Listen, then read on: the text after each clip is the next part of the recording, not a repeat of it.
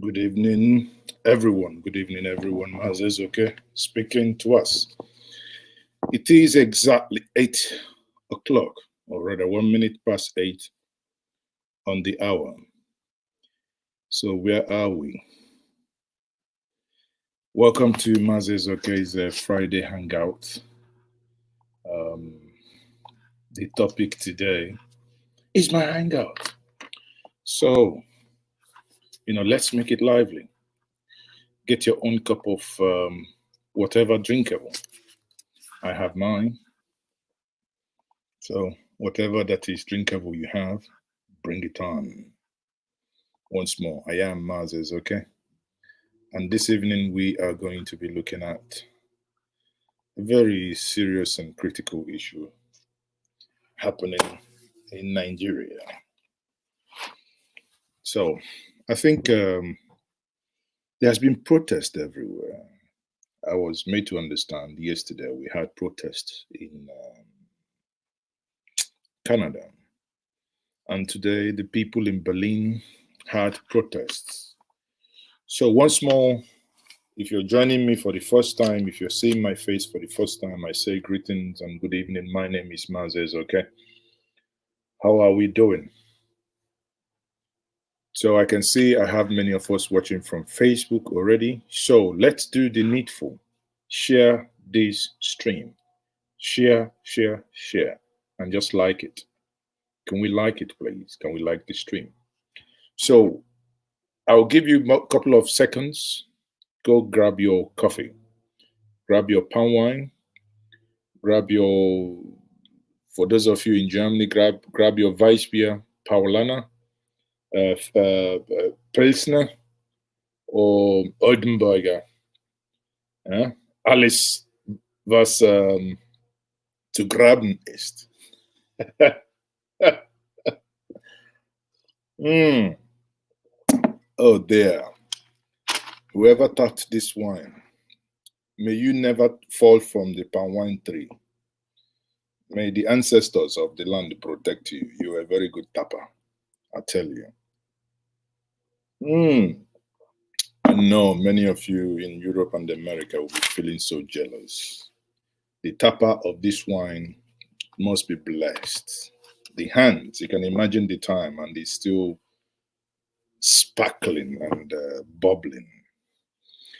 So, before we continue, we say good evening once more, everyone.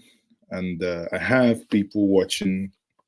I have Robert Okereke is watching from the city of Los Angeles, California, United States of America.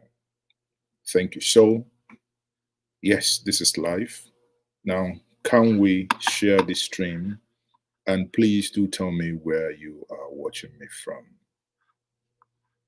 so we know. I'm going to just, we'll make it interactive this evening. We take questions. I know many of you would want to also ask questions. We will take them. It's Friday Hangout. It's Hangout. Thank God it's Friday. King of Kings, Ezendieze, is watching from Bedfordshire. Oh, Bedfordshire. Yeah, not too far away from London. It's a very good, Bedfordshire is a very good place to be because the houses are cheaper than if you move, and the trains from London just get into Bedfordshire. That's one of the things I discovered recently. Ha, ha, ha. Maazi Ezeoke, can you try to bring Joey Bokwe and some women? How? Odunze, Ijeoma, I hope you're not the Odunze that gives me thumbs down every day. Odunze, if you want to join me, I can bring you in. So, but I don't know why I need to bring Joey Bokwe. Many of you saw it on BBC, when I clashed with Joey Bokwe. So, and I was supposed to have him on my program on a one-on-one the next day.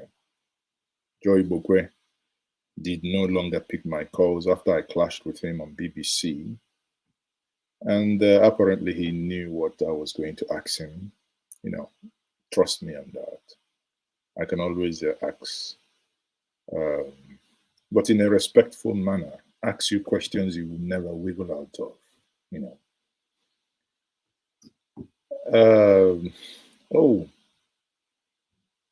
Akoini Magidani, I have somebody, they watch me from Kaduna. So, Gabriel Veron is watching from Kaduna, and I have Ugo Okoro from Dallas, Texas, United States of America. Now, none of you watching me from America whom wants me to stay longer because you want to see my face and watch, but you're not ready to pay your tithe. How much did we agree actually? Did we say 1, 2, 3, 4% or 5%? So I'm waiting for your tithe. Not at all. I'm Odunze from Geneva. Oh, okay. Odunze from Geneva. Okay, that's good. Odunze, where are you from, if I may ask?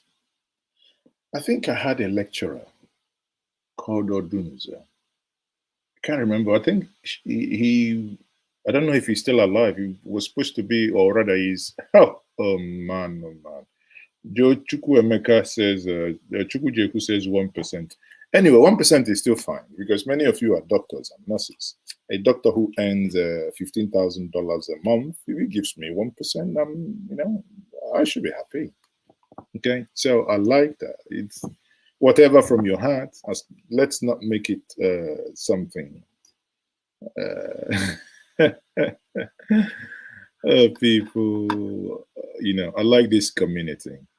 It's very interesting community. So before we start, can we help do something? Share this video because I want many people to join us before we start.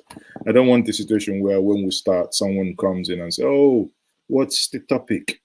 And again, when some of you ask what's the topic, that's why even when you say Hangout, listen, let me tell us, Hangout is free. That means we can talk about anything.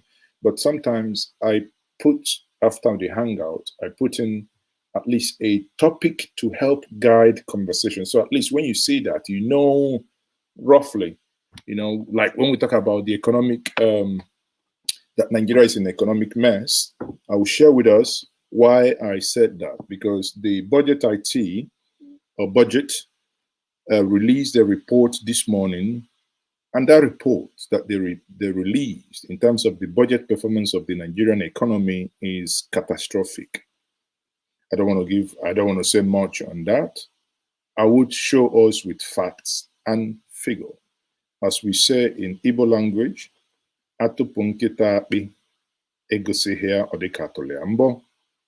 when you remove lies from the dog, if you do not show it to the dog will think, oh, my owner just pinched me.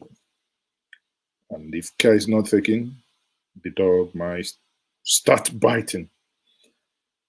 So, watching from Germany. Yeah, Flea, Abby. Yeah, thank you. Not lies. Lies is... Lies is the one that latches on the hair. I think it's Flea or whatever it's called. Yeah, thank you very much. Avino. See, Avino, that's just what I just said now. Guys, you ask him in the topic, you can still read it. He says there, Friday Hangout with Maazi Ezeoke, Nigeria in an economic mess. Lauretta Onochie denies APC.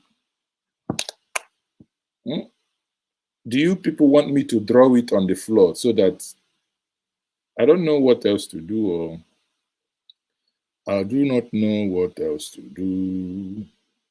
So let me look for Lauretta Onochie's video. Maybe I'll start with that because that video is denied APC, saying since 2019 I have ceased being a member of the APC. Then you ask yourself, if you are no longer a member of the APC since 2019, what it means is very simple. Or rather, people will begin to ask questions. how come you got the appointment as the aide to Goodluck Jonathan? How come? Lauretta. So let me quickly Onochie. And when we are small, there is, we call Hugo Onochie as well. Those are for the initiated. Those fun, if those fun you got. What, growing up, those fun you got are called Francis Atom Zeribe yogurt. I don't know if no, it's still there. Yeah, it's still there. But now they have them in sachets, And they have them in sachets now. So let's me quickly tidy these up. So I'm going to be pulling out the budget, budget information so that we see that we are in economic crisis. So be mindful, especially those of us here at home. Be mindful how you spend your money. Go and buy a bigger belt because it's going to be a rough ride. Do not say that Maazi didn't tell you. Do not say that Maazi didn't warn you. The road is going to be very, very rough. Very, very rough. Okay. So let's start quickly. In fact, I will start the other presently. Anyway, let me start with the budget. Bianca Onochie too. Banana is Onochie too. I don't understand that. Maybe. Okay. Yeah. You're a very dangerous person. Wallahi. You're a very dangerous person. You're a very dangerous person. You're like someone who likes yogurt and banana and I don't know if I say kumbaku myself. You're a very dangerous person. Okay. So look at this, people. Look at this. Now, that's this morning. The 2020 budget implementation analysis from the Budget IT or Budget IT. I call them Budget IT. And they said that their 2020 budget implementation analysis is out. Debt servicing wiped off 97%. Close your eye. Stop watching. Close your eye.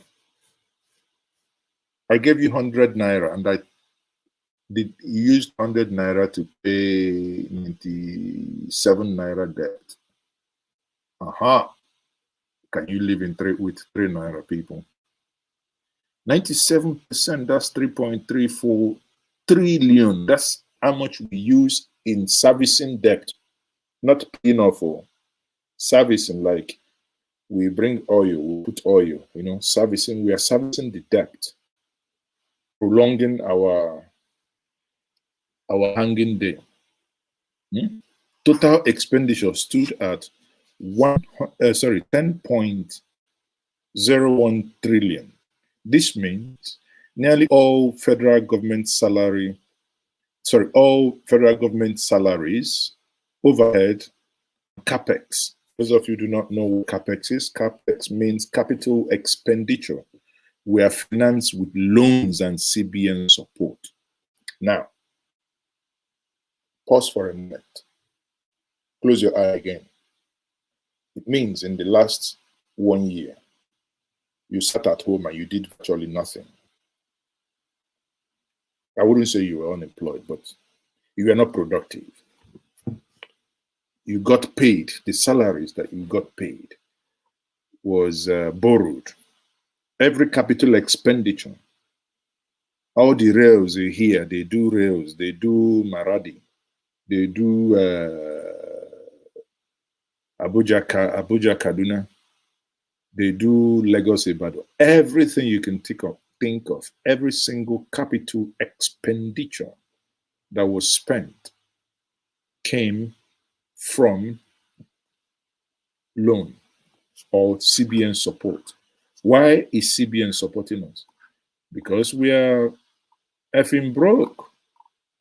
Now, let's look at this too. You see, that's 2020 budget implementation. I know many of you wouldn't, one thing, you see, one thing we have to do is, this is not a time, irrespective of what you believe in, this is a time to pay attention and listen to all these things, because it's going to affect you and I, no matter how we think. This is, the budget implementation analysis and how we order revenues. We budgeted those areas. There are areas, I think it might be, let me see if I make it bigger. You're probably still not able to see it. Let me see if I can blow it up a little bit so that you can, I want you to read, yeah, you can read it now. I want you to see it. So it's not that Maazi is saying because it's tiny. I want you to see this. Now, federal government independent revenue. Federal government independent revenue. Federal government share of signature bonus renew, blah, blah, blah. Transfer from special account, transfer from special account, levy account, blah, blah, blah. Okay? So these are things that we are budgeted, and these were actuals. Meaning, in these actuals means is zero. Most of them. Yes, some of these things were budgeted, but because there was no money, actually zero. And you think we're not in autopilot. People, look at this. That's freaking scary. Now, watch this. There is this question now they post, that is the budget IT. They post this question. Meanwhile, federal government of Nigeria claimed that it earned zero revenue from stamp duties and domestic recoveries, plus assets, fines. All these fines, you go to court, all these fines they give, all these traffic fines, international, you give MTN fine, you give channels fine. So all this thing means in that year, there was no remittance, or there was no money. Now they came with the bomb, the Ogbenge, despite combined projection of 437 billion. That's what they projected. 437 billion. Yet, nothing, absolutely nothing was in. Again, I think it's one of these things that I have to blow up again so that you guys see this. Now, revenue. We budgeted 5.3 trillion, actual 3.4. Now, when I said it the other day, some of you don't understand that we are a very poor nation. Look, all these things you hear, look at what they got from oil. All these things you hear, oh, oil back, up, back. Yet the same nation that knows they are freaking poor is still unable, very, very unable to remove subsidy. Remember, when we had that shock of falling oil price, till tomorrow, I would always argue, you and I might feel the impact for a while, but it's going to be on the long run beneficial to every one of us. And that is very simple, how it's going to be beneficial to us. Bear in mind, I don't know how many of you watching me now has fleets of cars, like 5, 6, 7, 8, 10 cars. Or I don't know how many of you watching me now that has, that have V6 engine, 4.5 quattro engines. I don't know how many of you. It means the longer we keep paying these subsidies, we're actually subsidizing and sending ourselves to the, to the grave. That's what we are doing.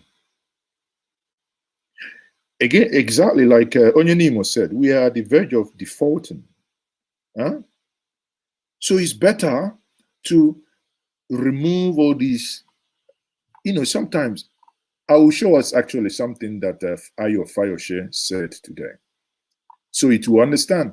Because this, the government promised a lot, but the government virtually does nothing. Look at the expenditure, 93 freaking percent. You look at these things, you keep wondering, you keep asking yourself, how did we get here? How? And there is no clarity at all. There is no clarity.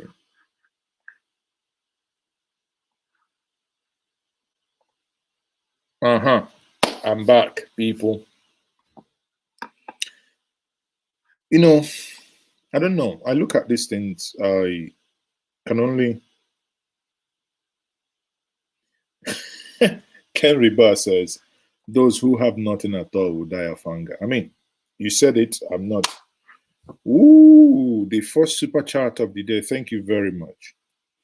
Thank you very much. That's from Obiokeke. Obiokeke, read out your question. I just discovered my local government annual budget in America is bigger than Nigerian budget as a country. My local government does not wait for federal or state house.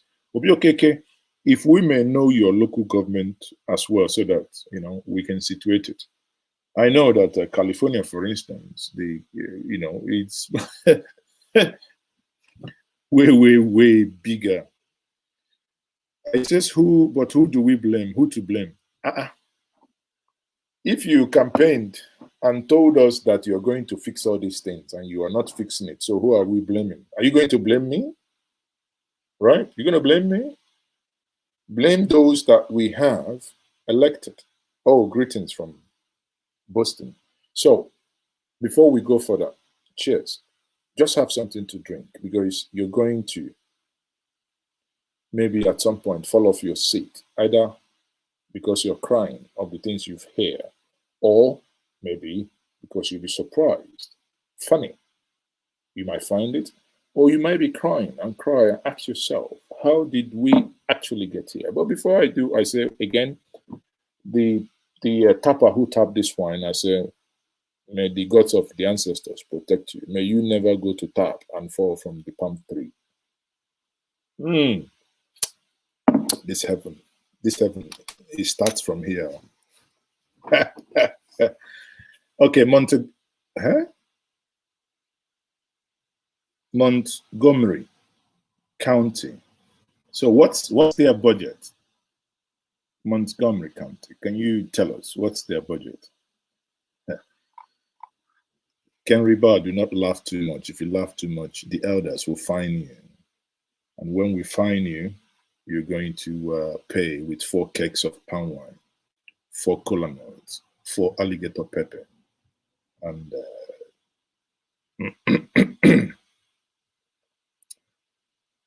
where is Maputo? Now, wow. Guys, people are everywhere. Bust King says he's watching from Maputo. This name, self, now, wow. I don't want to bite my tongue. This is Maputo. Maputo. Okay. So if Ken Riba doesn't stop, 4 gallons of up wine must be from Udi. This one is from Udi as well. So where is Maputo, please? Oh, wow. Greetings from Belgium. Yes, people from Belgium. Thank you very much, everyone. So, and having said that, again, that's my message to us is that we have to, things are not going all right. And the nation, some say is a nation in distress. Some say is a nation in distress. I can't agree more, because indeed there are every signs and everything about distress is there. There is no way, and there is no gainsaying. There is no way you can deny that. That is the actual fact. But I would get us also the statement of Ayo Fayoshe. You can see how factual. But sometimes, Maputo is the capital of Mozambique. In Mozambique, you know. I haven't been to Mozambique. I know some of you call them Mozambique, but I know growing up we call them Mozambique. Hmm? I think today is my African day, or is it that some of you are just waking up? I'm watching from Mawa, Cameroon. Huh. Wow, it's on Nakekemawa. Maputo is in Southern Africa. Mm-hmm. Aluta continua, everything's Qatar. Okay, people. So watching from Mallorca, or Mallorca, Spain. You know, they call them Mallorca, but it's called Mallorca. Yeah. I am watching from Queens, New York. Wow. In the America. I think I'm going very soon. I'm going to come to America. So it's, you know, you guys tell me where to. I think the London people, they fed my hand. When it came to time of taking me out, all of them entered on the grand train and ran away. At some point, I became so scared because I don't want to enter on the grand train now and come out in Kenya. So I respected myself. Mm. You're watching from Lagos, okay. So people, do me one thing, just like the stream, share the video, and share this video. Now, having said that, that's on the part of the economy. Now let's go back and see what actually happened with Lauretta Onochie. You see, in the Bible, they say before the the cock crows 3 times, somebody will deny Jesus. But I don't think this one is up to 3 times. If he denied APC, said since 2019, she has ceased and stopped being a member of the APC, all progressive confidence. All progressive confidence. I don't know what to think about that, but the bottom line is you ask yourself, why must she do the INEC job? Can't she do something else? And again, why must the president also insist? You know, sometimes even when the president wants to do something right, he keeps doing it in a wrong way. If people are calling her out, I mean, if people are not agreeing to that, why must you insist? That is something I don't most times understand. Hmm?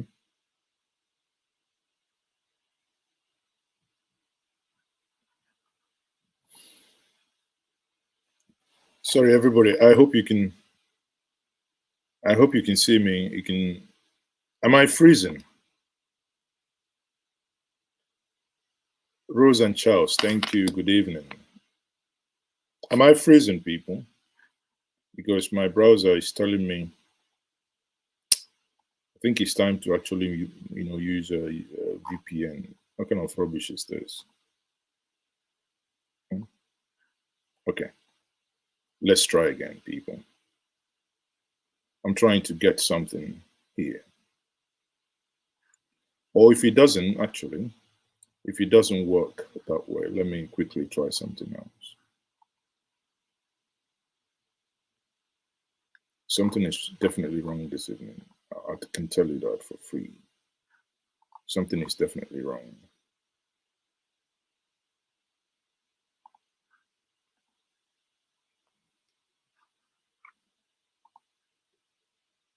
If I'm frozen, just bear with me for 2.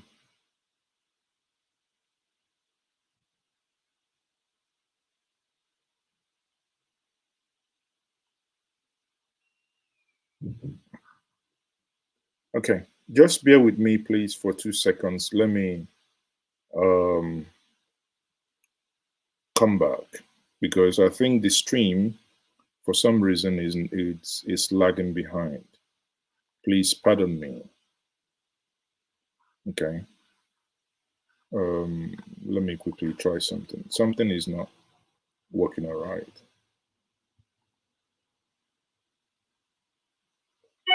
Okay, am I okay from there? Because I can see my pictures are not clear.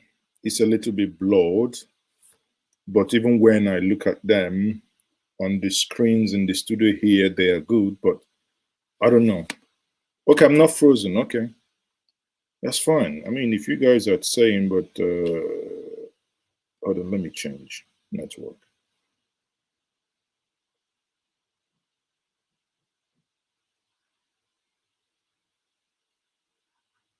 They say because of work. Okay, that work will not be okay. Let me quickly. You know what I'm gonna do? Let me not do it the conventional way I do, but in this case, let me quickly see if I can bring in. Let me do screen sharing them as opposed to getting it the way I would always want. Okay, let's see if this will work. Lauretta Onochie's nomination has received wide condemnation from the public over her alleged partisanship and membership of the governing All Progressives Congress, thereby leading to tons of petitions against her to the National Assembly. But at this screening before the Senate Committee on INEC, Onochie categorically denied any membership of the APC and debunked any partisanship despite petitions against her before the committee. So at this point, do you think she's telling the truth that she's not part of the APC? At this point, do you think she's telling the truth that she's not part of the APC? Maybe. I don't know. Oga Lain Mohammed. Oh, why do I have to say that all the time? Oga Lain Mohammed, not Lain Mohammed. Is Onochie telling when my the truth? 7-year-old grandson called me and said, "Grandpa, tell me the truth. Why did they call you Liar Mohammed?"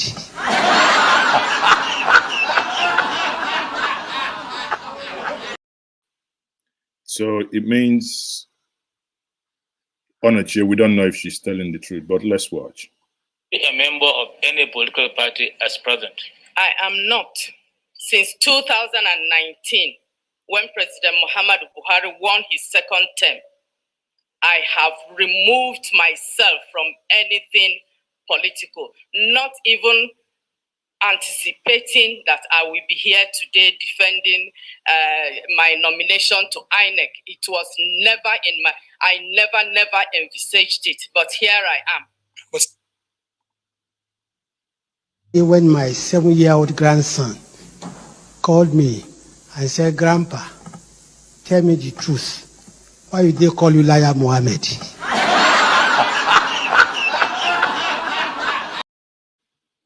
Okay. Now there are a couple of things that came out of what she said.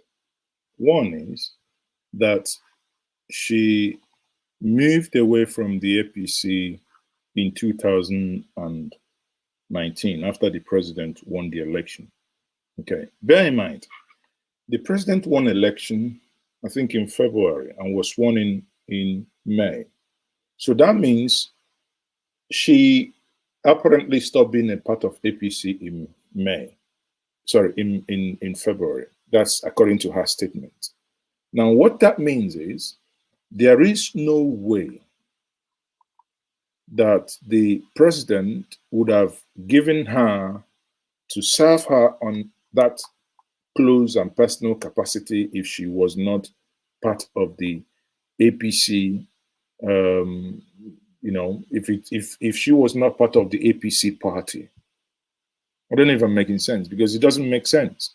So it means that the president could have gone to, you know, all those people who he's hiring. He could have gone to YPP or gone to anywhere and get someone. And this is not like she was doing an expat role. You can understand when you have like economic advisors that you know these economic advisors are not going to be those who should be in your party. They mustn't necessary because it could actually be that within your party you do not have the requisite qualifications, you know, or that the people there are not all that qualified to do that job. But here is she, because when I watched this, I remember there was a time in 2020, she made a tweet. For those of you who still, because she's blocked me anyway, she blocked me. I can no longer see her tweets because Nigeria, when you query some things, you can imagine me. I never cursed people out, but at least I queried some of the things. Then I think it's about 3 years now she blocked me. She doesn't like it when you ask her questions. That is not the usual praise singing. Just sought clarifications, and the next thing I knew, it boom, she blocked me. But I remember in 2020, she tweeted something saying that the AP, she was glad that they are having their APC mega whatever, and the language was, I am happy and I'm glad we are having our blah blah blah within the. So how can you personalize I am, we are, if you are not part of? Does that make sense? How can you? Sometimes, honestly, people, do you know my prayer? Yeah? My prayer is, I pray that you watching me, may you never, may your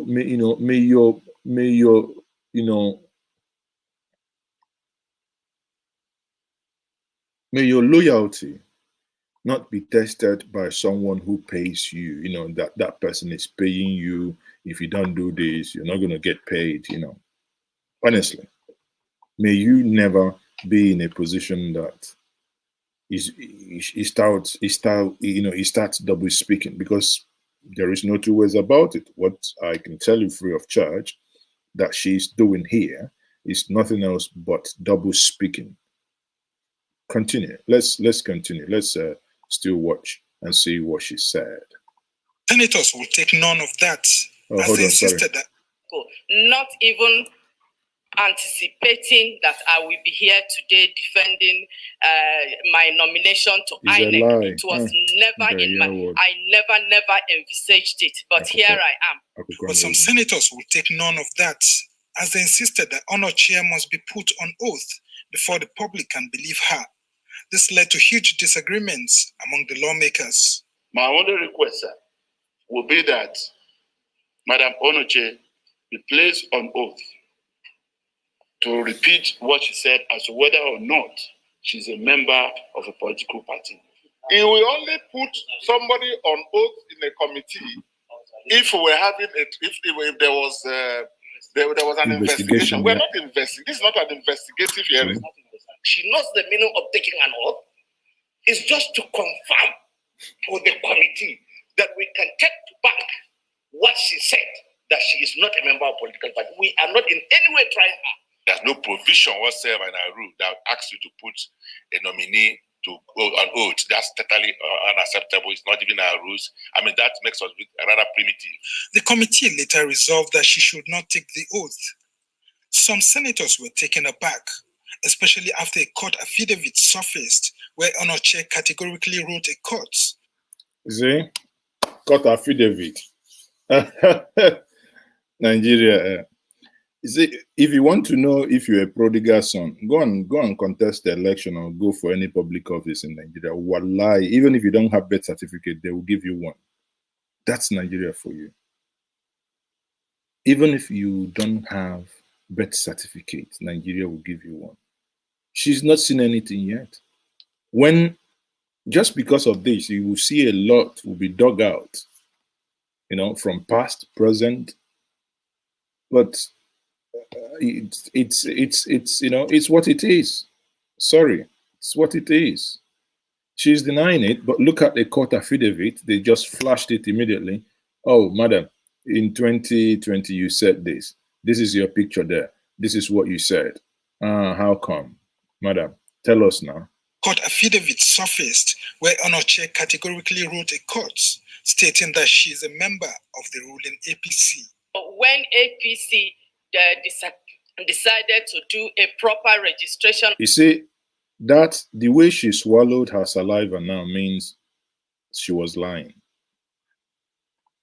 Should we ask Lai Mohammed? The way she swallowed that saliva there means she was lying. When my 7-year-old grandson called me and said, "Grandpa, tell me the truth. Why did they call you Liar Mohammed?"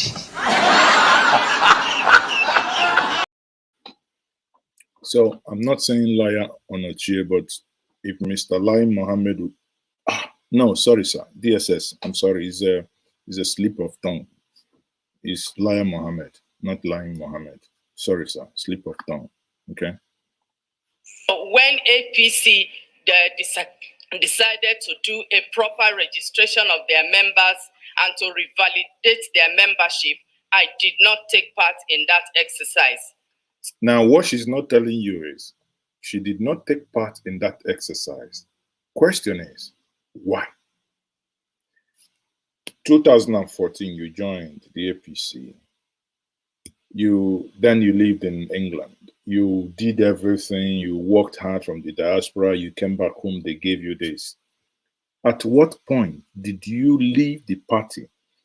Did you leave the party because the party has failed in delivering the promises made to Nigerians? Or did you leave the party in anticipation that this role would eventually come because it was promised to you that it was going to come? Now, she just said, because it doesn't make sense. If I'm part of a political party, so why should I leave actually before the music starts? Then let her tell us that, okay, I left because the party disappointed me and I didn't want to associate myself with the party. That's why I did not revalidate my membership. If she says so, then she will be, that will make sense. But what she's basically doing is eating her cake and, eating her cake and still wanting it back. You cannot reject a party. You just told us you did not belong to anymore because you ran. And suddenly, but there is no reason. I don't know, but I don't want to spend too much energy on this. But again, there ought to be a reason. I don't know, unless maybe she's enjoying the party like my brother. Have you voted? I'm voted, yeah. Okay, so I'm happy I'm voted, yeah. Tell me your feeling after voting today. Yeah, after voting, I'm feeling okay. What I want, I get it on the result. I'm getting the party I want is the one going on. Thank you for that. What are you expecting from these people you voted? I'm voted, they can do what you want, and then when they want, what they want, inshallah, we'll happiness more, isn't it? But your sister is saying that, inshallah, she's no longer happiness more. That's why she left the party, isn't it? That's contradiction. As I'm sitting down here, I am not a member of any political party in this country. Despite the observations by senators, Onochie insisted that she stopped being a member of the ruling All Progressives Congress immediately after the 2019 elections. The committee then adjourned hearing to compile its report and present it to the Senate at plenary some other time. Onochie's nomination had sparked an outrage from the opposition and civil society groups, with PDP leaders staging a peaceful protest at the National Assembly complex to demand her rejection as INEC National Commissioner nominee.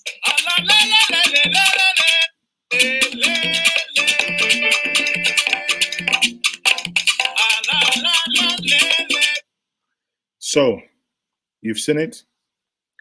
Now she's telling us she's no longer part of APC. She's no longer part of the progressives. She's no longer part of whatever that is happening. But she wants, it's just like trying to make an omelette without breaking eggs. Trying to make, okay, somebody has given her a name. She says that now her name should be Onochie Linus. I think that's a very, okay, Linus on. Oh, you guys are not going to kill me here. Say her name is Linus Onochie. Now, that's that. What we're going to do is, in order for the stream not to be too long, I might actually, so that you have your view, but make sure you are if you're not driving, you are in a very conducive environment. You can join me. Let me share a link to join me in the stream. So that's now on Facebook, and that is also on YouTube. So you wish to join and make your contribution, you can join and make the contribution. But at the end of the day, I mean, it's, no. Fabian Ugu said, despite all this, Ahmed Lawan will clear her. Well, we don't know. We don't know if she will be cleared. But again, we now have a Senate of rubber stampers, automated. Actually, I should add that it's an automated rubber stamping Senate is what we have. I do not, because if you actually look, you see PDP senators were arguing on facts. If you watched, if you observed what Sirika or whatever, the former governor of Bayelsa, Sidiaka Dixon, if you watch what he said, he actually made note that they shouldn't subject her to taking an oath. But basically, because this is not an investigative panel, it's just for them to make clarifications and go back to the Senate on the issues that they found out. But for the government, and because the economy is in near catastrophic place that it ought not to be, I want us to look at these questions that was asked by Ayo Fayose. Sometimes you can like him, you can hate him, but one would have expected that any serious government, I just want to copy it into a Word document, and so I can share my screen, therefore, then we'll read it all together so that it makes more sense to us. Okay, so let me quickly. Okay. Now, and these are questions Ayo Fayose asked in, on his Twitter page, right? And these questions are as follows. Let me quickly bring the questions up. So these questions are as follows.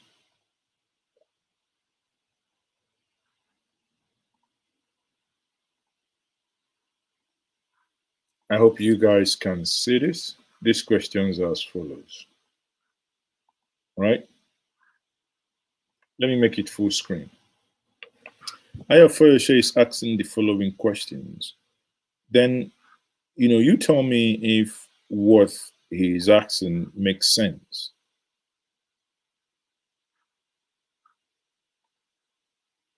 Look, question number 1. I ask our president, what has happened to the report of the 43 million discovered in an apartment in Ikoyi? Now, can someone, those of you who are genius in mathematics, can you quickly do 43 million times maybe $450?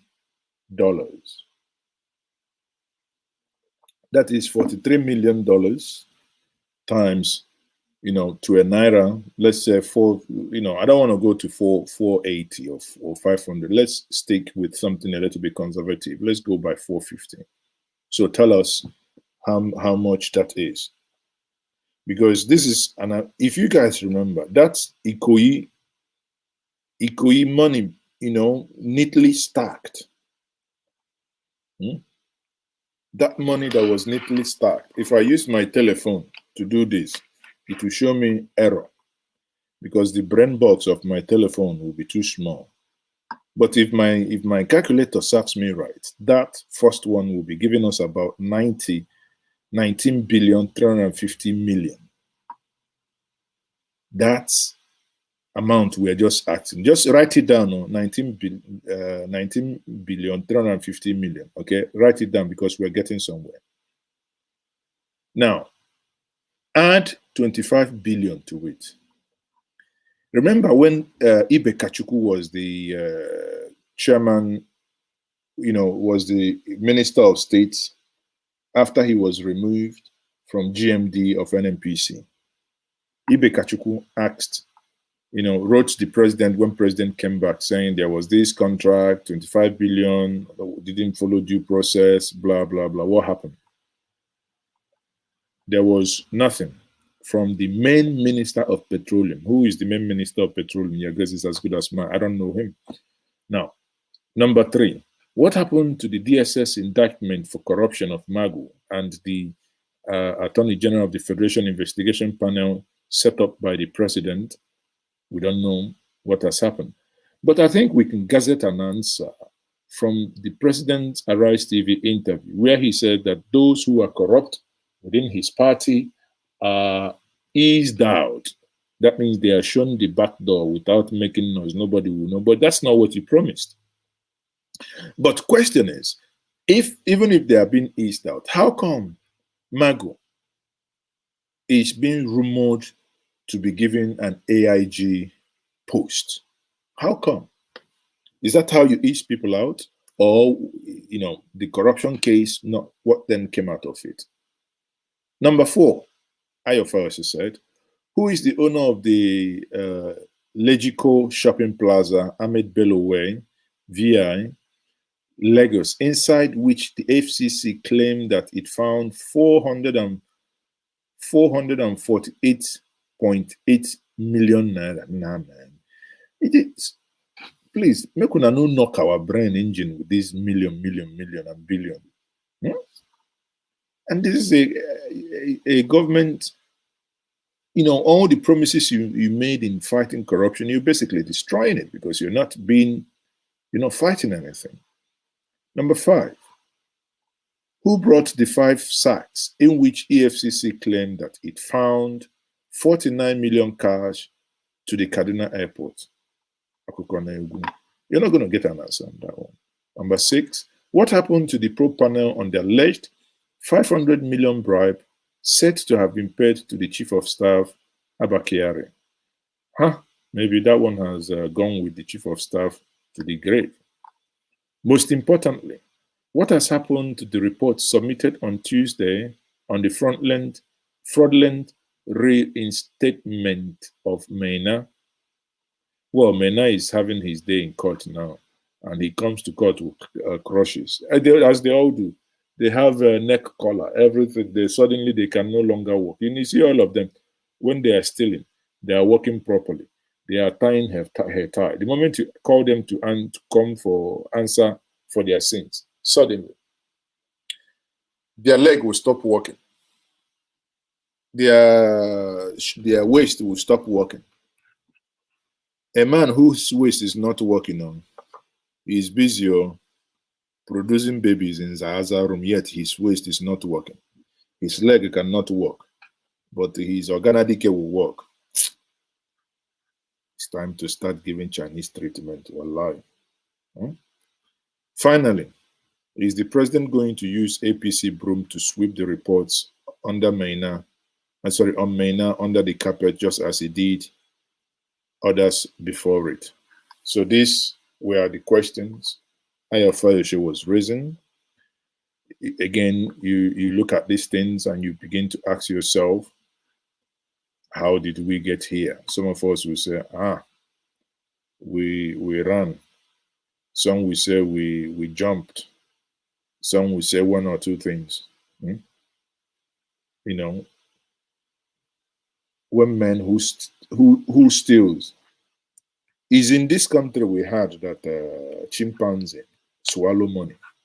In this country, you hear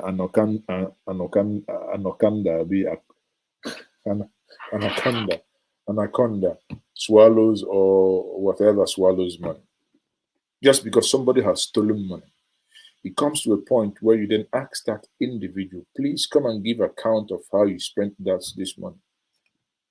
We saw Mena We saw this guy from Kaduna, the one that was brought to court. He didn't know there was CCTV. He went to pray. And you ask yourself, to which God are you praying? Is it the God of corruption that you're praying? The moment he comes out, he puts on his theatrics. His leg will no longer work. Yet, he has 4 aminas. He has 4 amarias at home. And he will be lungu-lungu from one room to the other. Everything, when he gets home, everything will function very well in the other room. In the other room, there will be competition of which one will bore 12 and the other one will bore 8 children, so that the department will be increasing. But come and ask, or rather answer question of how the monies given to you was used. Nah, it doesn't. Even one of them, there is one that you even see self, you will cry. The one from JAMB. Let me see if I can. From JAMB, get the, just tell us how much did you people spend. No, it will be trouble. They can't talk about how much they spend. Yet, the same person is saying, we have gone digital. We have gone digital. This happens digital. The other one happens digital. But how do you spend money? They'll tell you, oh, we get our money electronically, digitally. Or not, it will be sounding easy, digital or electronically. How do you then spend it? You will hear nothing. How do you then spend it? That's why you see, like Asaba Airport. You land in Asaba Airport, there will be total darkness. I'm not kidding you. Total darkness. People will be trying to board plane. I mean, sometimes I don't even know if these people understand the shame that the world, that the world has become a global village. That this shame. People will just put on their touchlight, just like this. Put it on. People just walking around and you are like, what the freaking hell? What are you guys doing? How? How do you get to that point? Because everyone is stealing as if there is no tomorrow. Because people no longer have faith.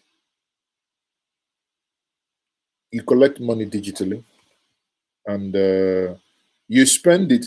Anyway, let me look for the video because it's indeed funny, honestly. Not only that it's funny, it's one of those things that will kind of almost want to make you cry, because you look at it and you say, how did we get here?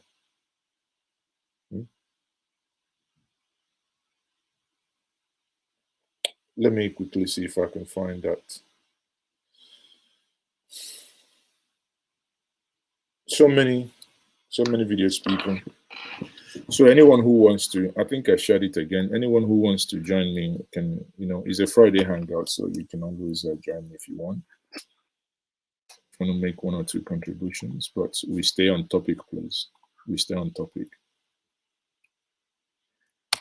Enugu International Airport, I think I might have update by next week. There are things that I was promised was going to be delivered today, so I don't want to call them until tomorrow. So there are things that I was told will be delivered. So I'll find out. But one thing I can tell us, I don't know if that's a good news actually. The internet that was meant for the new terminal was approved to be put in the old terminal. And I can tell you, whoever provides those internet services is top notch. Because when I used the Port Harcourt, and the Port Harcourt was really, really, I mean, I couldn't believe that's an African airport, because it's one of the airports where I have seen the upload speed in such an amazing speed. You should understand by now, it's very hard for me to be to give such recommendation. But again, when issues come to fact, these are facts. You might disagree, but there is nothing you can do about the fact, because fact is fact. Fact is fact. One man went to the moon. Good evening. I hope you're well as well. So let me quickly see if I can. What's happening? Why can't I find the video again? I think sadly I didn't. Or did I save it and deleted it? I don't know. You know, sometimes the avalanche of information that comes on my phone now, wow. I wish my, you know, sometimes you can wish your telephone is like half a terabyte or even more. Yeah, but again, when you leave a lot of things on, you know, when you don't delete them, they also, even if it's an Apple phone, it still kind of slows down your, you know, the speed of your phone. It slows it down a little bit. So to avoid that, sometimes, especially on WhatsApp, you know, many of you will know, if you go to WhatsApp setting, there is this thing you can now use in deleting multiple messages. I can't remember where I saw that. Hold on, let me check this one.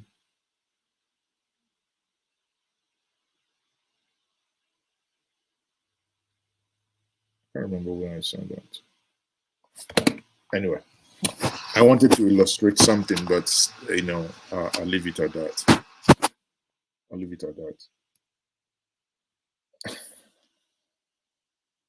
Yeah, you know, CEO says is that these guys are psychiatric patients, and I agree. I agree because, you know, some of the things they do is abnormal. It can only, you know, I don't know, but some of these things can only be done by people who are mentally retarded. You know, because sometimes when you hear the amount being stolen without apology, it can only be, you know, it can only be stolen by someone who is mentally, honestly, mentally unstable. Because when you hear, let's take for instance Desiani, when you hear the amount Desiani has been accused of stealing, then you ask yourself, what on earth is she going to do with all those monies? What on earth? What on earth is she going to do with those monies? But if you also look at it the other way, you find out that even when the government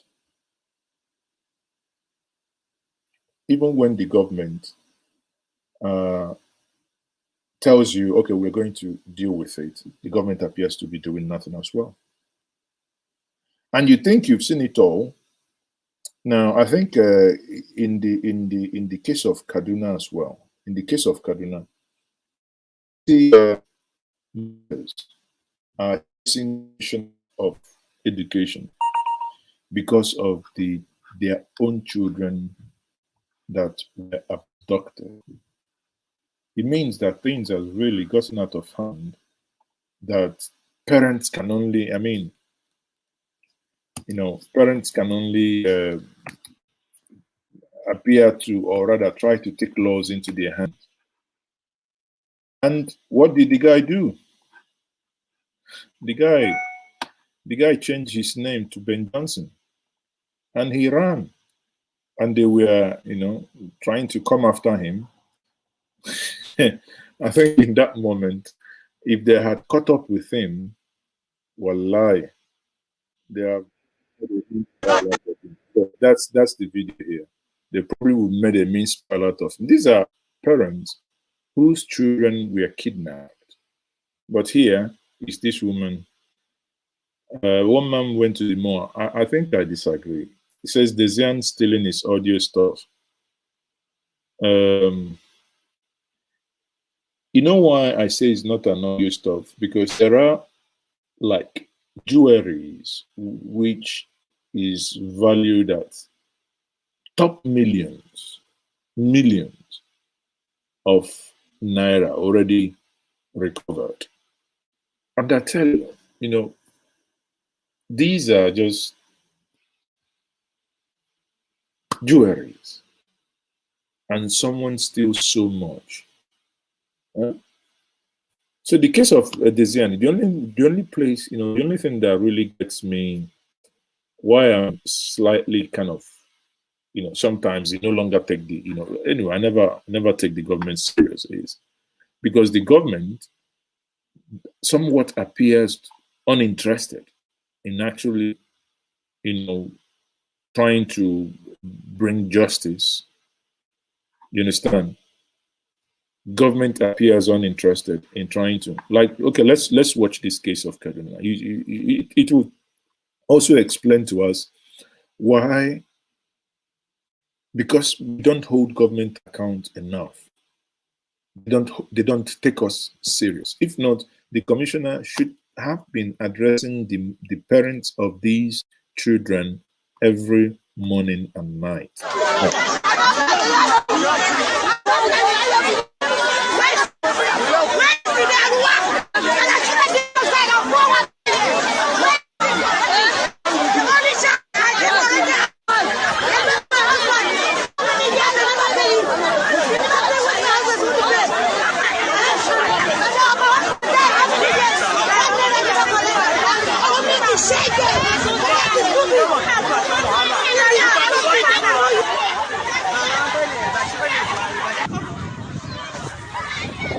People are going after Arwan.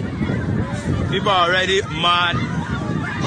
People are already going crazy.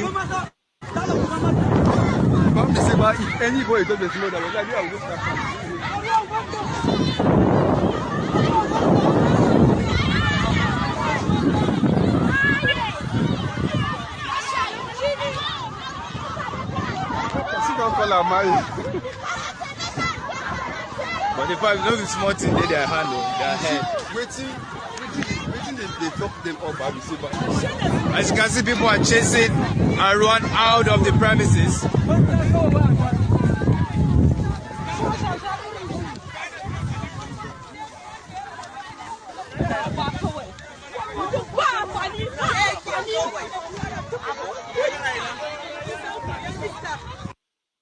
So you see, the people, you cannot underrate the power, the resolve of the people. When the people say enough is enough, and it's coming to that point that because the government is not listening, that at some point the people have to now say, it's building gradually. It's, for the moment, is hit and run. COVID came, or during COVID, or rather after COVID, people did NSAS. It was spontaneous. It wasn't planned. And when I read the ruling party accusing the PDP of being behind it, I laugh. I say, anyway, don't worry. Maybe the next one that will happen is going to come from your party itself. Maybe the one that's going to happen next is going to come from your party itself. So at the end of the day, that you guys will begin to get some sense. I don't know, honestly. It's sometimes it can be very, very mind-boggling. What's happening again? You guys have just looked at the comment section. It appears you guys are fighting. Well, again, I think on Desiani, I don't want to speak more on Desiani, but go do your findings. You will see. It's not about believing the government or not. My only problem is, why is the government, if truly someone took so amount, why is the government not able to do anything? Why is government not able to prosecute them?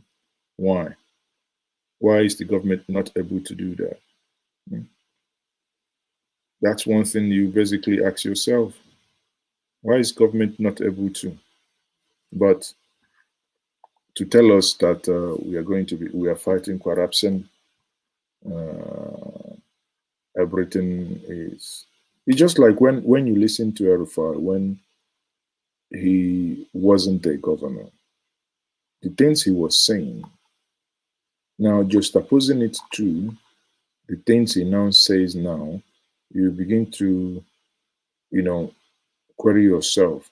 Or even someone like Buhari, when he became president, when he went to United Nations, and when he said the following on self-determination. We need to remind ourselves of the principles that led to the founding of the United Nations. Among those are peaceable coexistence and self-determination of peoples. In this context, Mr. President, the unresolved question of self-determination for the Palestinian people and those of Western Sahara, both nations having been adjudged by the United Nations as qualifying for this inalienable right, must now be assured and fulfilled without any further delay or obstacle.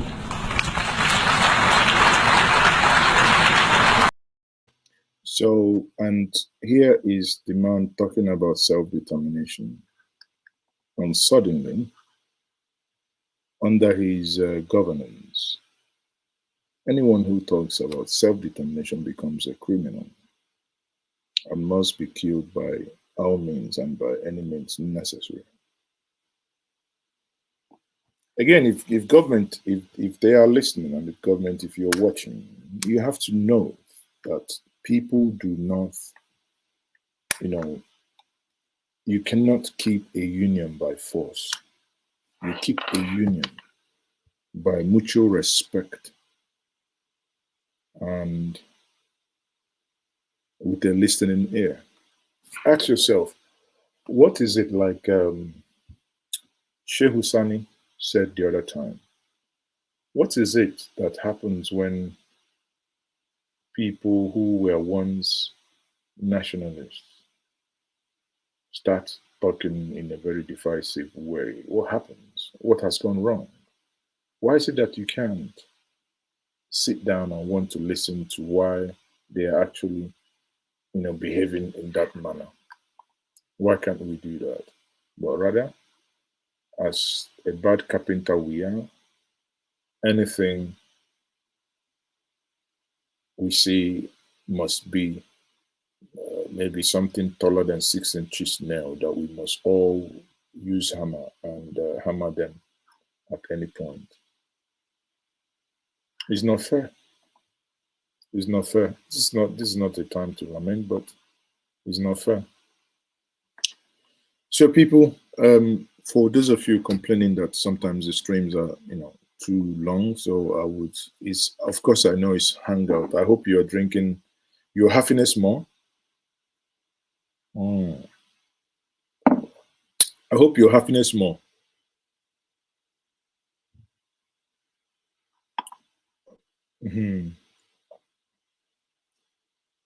Someone is saying good morning. I need to check my time. Are you lying, Mohammed? Or where are you watching me from? This one you're saying good morning to me by this time. One man went to the morning. People, why are you? Anyway, you guys, I think you guys have fun with the guys. So go.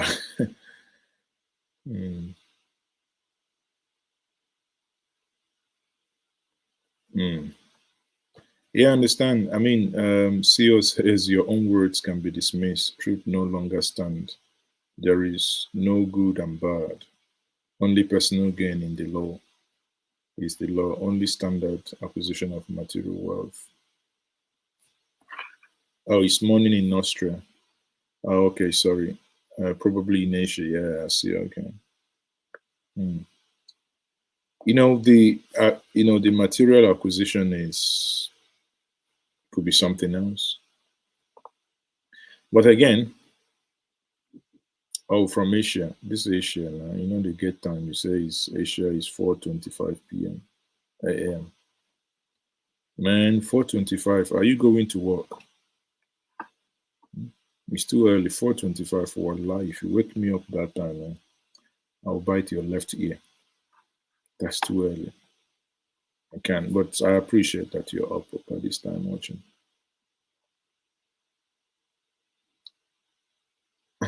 One man went to the moon and said people should stop being so sensitive. So okay, then you ought to also stop being sensitive, because it goes both ways. You have to also. Anyway, people, on that note, I'll say thank you very much for joining me this evening. Join me tomorrow. We will have our usual. Actually, I will try and see if I will get Emeko Mambarasi tomorrow. Tomorrow, normally my street parliament. But there was this report where, the Inter-Society made staggering revelations of how over 3,000 people were picked up in the Southeast and with names, and over 300 of them illegally jailed, or rather remanded in prison, not jailed. And when you watch, when you hear such, you keep asking yourself, where is the injustice? So what I'm going to do is, if it sits with him, I'll just quickly arrange that for tomorrow, because I just reread the report, and the report is staggering. Tayo Hamid says, Njenje, is it only invited guests that can contribute orally, and for the rest only text messages? No, Tayo, it depends on which occasion. If it's Zoom, obviously you can join the Zoom meeting. Then if you join the Zoom meeting, when we get to the question time, you can ask your question. Now, if it's here now, if it's on Friday Hangout and Street Parliament on Saturdays, of course, you can call by telephone, or you can join in also by clicking on the link which was shared before. So if you had wanted to join, you could as well join. It's not, it's not a must. Obviously, depending on how many people watching and writing messages, there are times messages, if days will get 2,000, 3,000, obviously, if messages are coming so quick, sadly, those messages would not be captured. Not every message. I mean, you can't be talking and be reading so fast,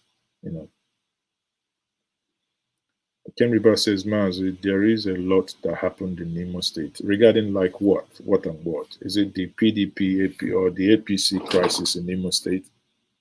Those that decamped to PDP, I don't want to say anything, but somewhat it serves them right, because they were with Ihedioha. Ihedioha was removed. The upper week, they all moved to PDP, APC.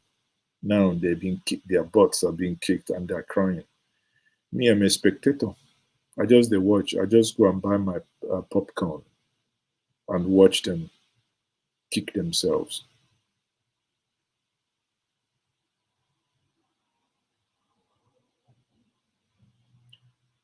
You, I don't understand. It's apologies for digressing, but these infos, when they come out, I don't understand which info you mean.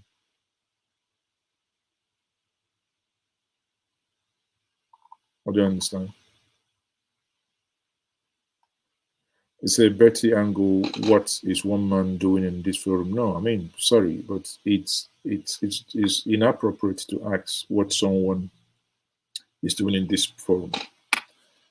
This platform is for everybody, irrespective, Africans, non-Africans. It's for everybody. You can't just say what someone is doing. Okay, says President Njenje, consider this very important, what we are doing for protection in case Fulani terrorists begin their plan mayhem vis-a-vis shutdown of the communication, internet, and come on. Meet you. That's not going to happen. And besides, the issues of securities are not, not discussed in the open. Issues of securities are not discussed in the open. But again, shut down internet. No one can shut down internet. Government would even find it difficult to talk less of. I think I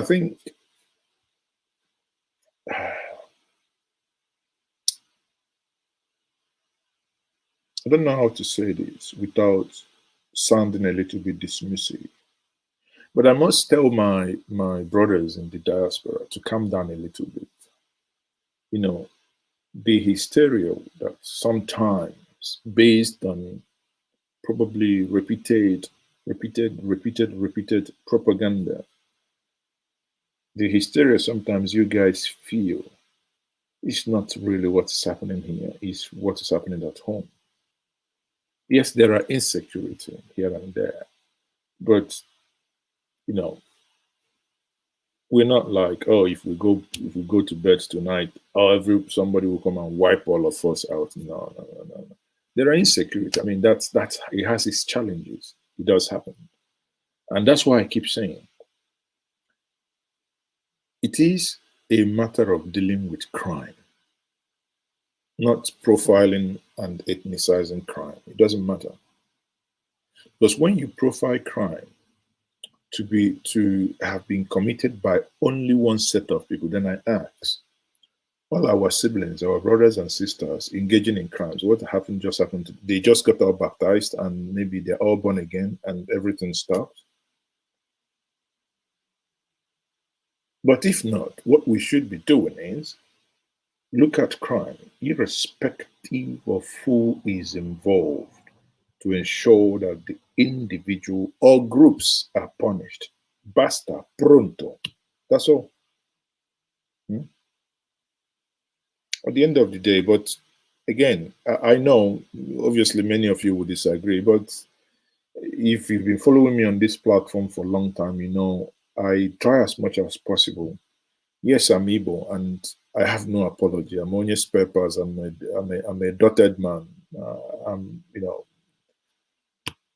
I'm a carried entity as well. I'm a chi. But still, the hysteria sometimes.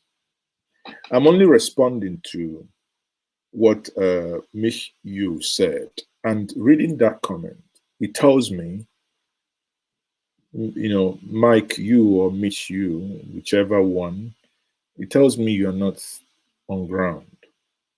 Okay, because the whole statement is laced and full of hysteria. I'm also not saying that things are not happening, but I think maybe it's going to be a discussion for another day, because we need to actually analyze and understand these threats. There is these websites or these security, what's it called? Where is it? Check out. Let me just check this. Sorry, check time. I want us to do this. Check these websites for us to understand real security, not not made up and hysteria security for whatever reason. I don't deal with such.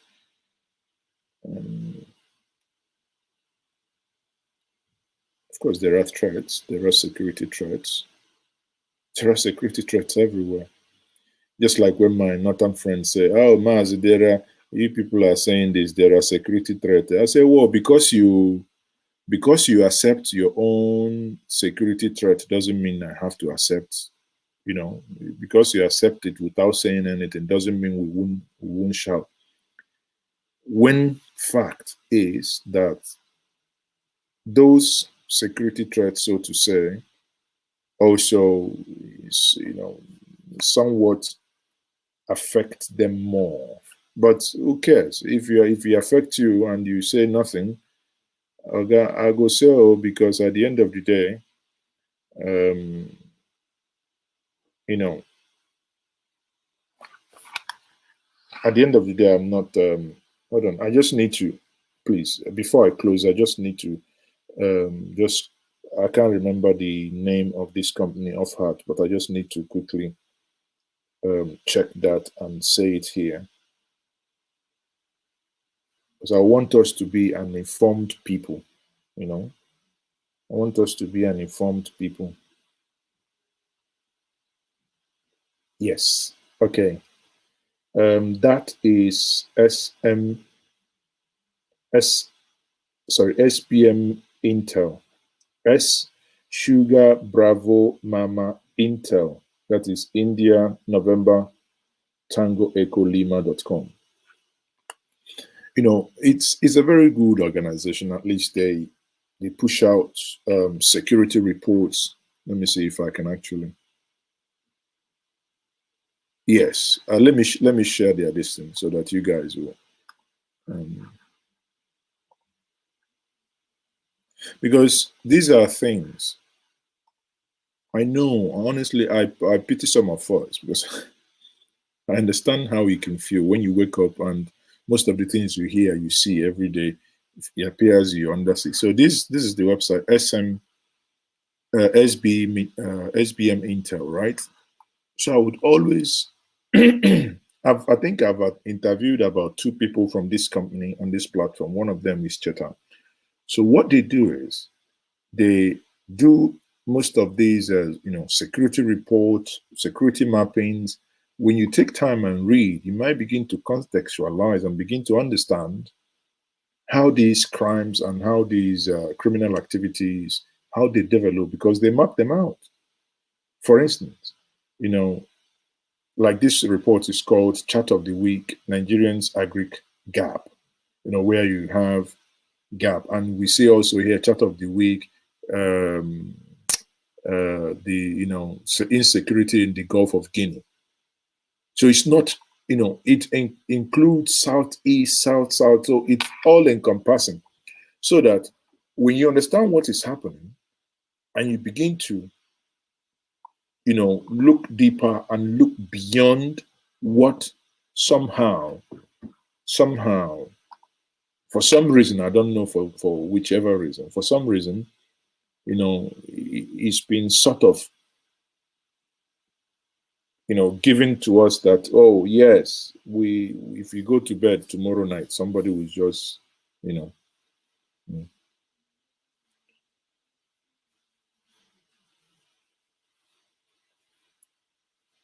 please, when are you going to begin campaign for flights to resume at?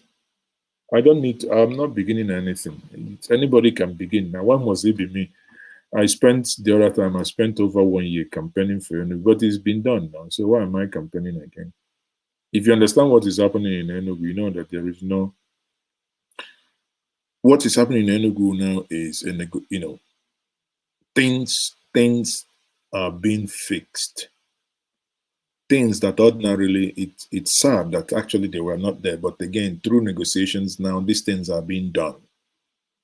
I have every reason to believe that soonest, flight will begin to come back to. I mean, we have local flights, obviously, but we're talking about only international flight. And some of these certifications, once they are done, yes, flights will come. It says, Maazi Ezeoke, if you couldn't live in Nigeria, which other nation would you live in? First of all, Enugu, independent layout. Any other nation? Maybe an island where I don't like, I don't like so much noise.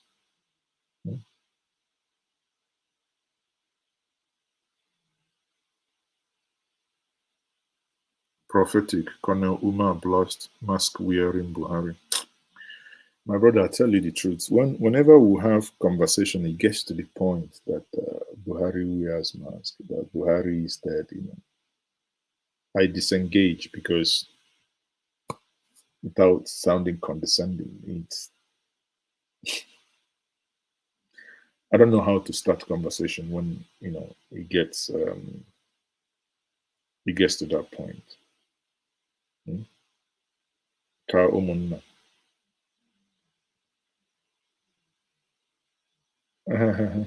Yes, if it comes to giving undue attention to the IPOB and the Namdekan, of course I agree. These things are facts.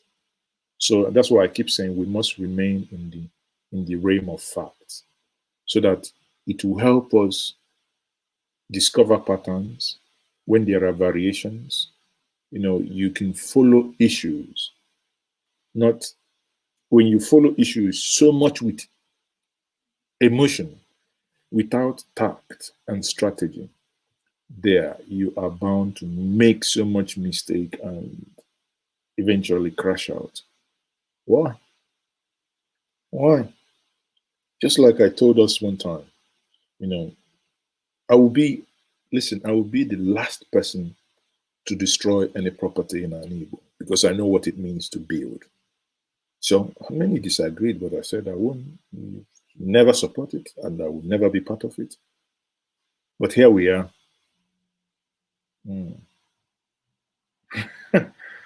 Enugu State is so useless. No. How is Enugu State useless? Please, can you explain?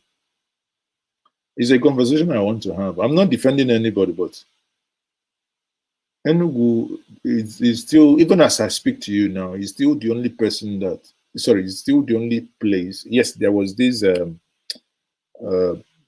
director that was killed 2 days ago. I mean, crime do happen. And I pray that the perpetrators are fished out. Because I think the daughter of the man was kidnapped as well. I pray that they are fished out.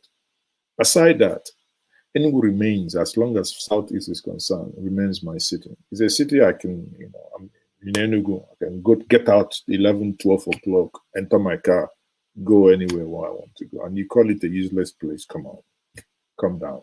There are bad decisions, like I keep telling us, when ShopRite was built in a space where we had Polo Park, where you have, I think, Gates Hotel being built where we had the zoo, and these things are things that should never have happened. Yes, I know that land is appreciated, but for Christ's sake, these are common places. The government is not working. Again, government is not working. It's relative. No government is working in Nigeria from A to Z. Not one. Even Kaduna, even Zulu, none of them is working. Because none of them, tell me how many. The other time, one man went to Mo was saying that Lagos has water. When I argue this, no state, you didn't know what it means. No state. All you can see, you see probably old areas. You know that Nigeria is so messed up that even if when you want to wire, connect water now, you run into trouble. So the water will be going on in gutters. In Lagos, you see, inside the gutter, they will use clips to hold water pipe inside gutter, smelly, greenish gutter, blackish, greenish. I beg, don't get me started, man. Don't get me started. Don't get me started. So at the end of the day, I don't know which city. I will go to a very quiet place. If I made money, I'll go to Luxembourg. No, sorry. I take that back. I'll go to Rwanda. I'll relocate to Rwanda. Go to Kigali and leave. If not to Rwanda, I'll go to Botswana. If I'm not in Enugu, that's these are dreams. Then because of distance, I would have said Singapore because I love Singapore as well. I love Singapore. Quiet, organized, neat. Nobody cares nobody cares much about whether you're black, white, or and also food is very cheap. So, but flying that 18 hours, man, even with business class, they're hot. So that's why I beg you, forget Norway. Keep your Norway. I don't like Norway. Norway maybe in summer. Unless maybe if I live in Rwanda in winter, in summer I come to Norway. Norway in summer, yes, but if not, nah. So Nigeria is sick and won't be healed. Wallahi, Nigeria is over sick. In fact, Nigeria is gone beyond sick. Nigeria is in the intensive care unit. It is in the intensive care unit.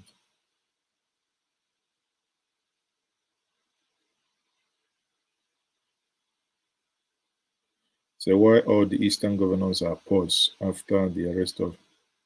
I don't know what you mean that why they are paused. Can you explain, sir? What do you mean why they are paused?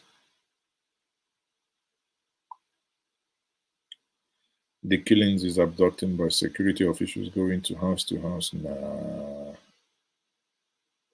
The killings and the abducting of people by security officials going from house to house.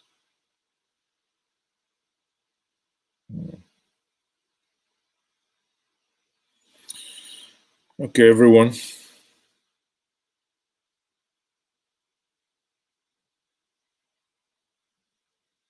Nah, not really. Singapore is not, yeah, Singapore is expensive, but not really the most expensive, but even if it is, and so what, not be people, not be people that live there.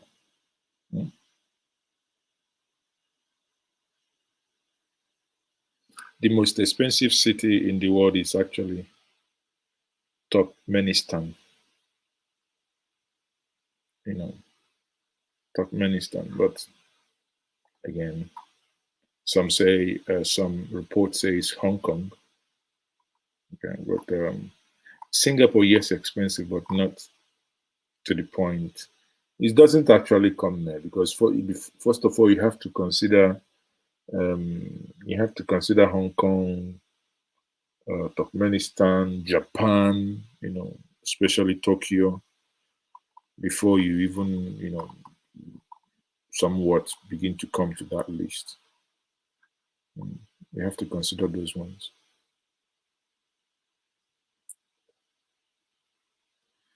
So if I like noodles, oh dear, I like apple. Why would I like noodle? Why? Why would I like noodles if I have option? Listen, give me noodle. Give me oha soup with mangala. Wow, that is it. Well, Sao Paulo, said Brazil is expensive, but it depends on. Listen, all these things. It's it's being expensive is actually relative. It doesn't matter. It depends on what you do. It depends on what you do. They say the road where far gets the people where that road near.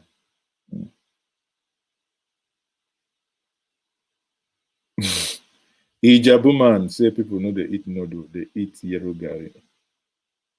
One man went to Mo na Ijabu man. He soak gari like OBJ. Soaking. One man, you see that guy where they give trouble. Why they give trouble? He soaks his gari without sugar and without any granite. So the reason he's giving so much trouble here, he soaks his gari with palm kernel, with ackee. And before he soaks it, you put half a cup, put water, allow it to rise, like EFAC women shoulder pad, to be hanging like this, like a deeper life. So that's why he gives too much trouble. Don't worry, make I have him small. He's there giving trouble. Asoki.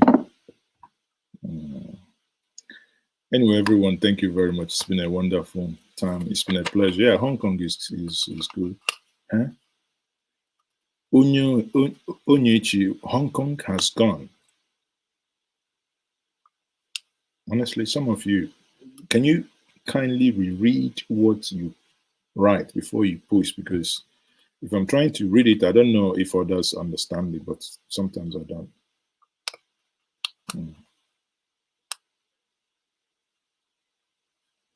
Yeah, Vietnam. Wallahi, all you guys in Asia, you guys, they try. You see why I campaigned for Enugu and I want Enugu Airport, even eventually Anambra Airport. I want anywhere that I can fly back home as Onyichie within 6 hours. You know, the amount of time it will take me if I leave Lagos or if I leave Abuja. If you leave Lagos or if I leave Abuja, the amount of time it will take you to get home to the east is about 6-7 hours. So within that 6-7 hours, I should also be. That's the kind of choice I want to make. And if if you live within the African continent, of course, obviously you can do that. If you live within Europe, I think most cities in Europe, if you're not connecting too many airports, of course, even if you connect to many airports, most times it's 9 to 10 hours. It's still manageable, but these 24 hours sometimes of 18 hours, especially Australia.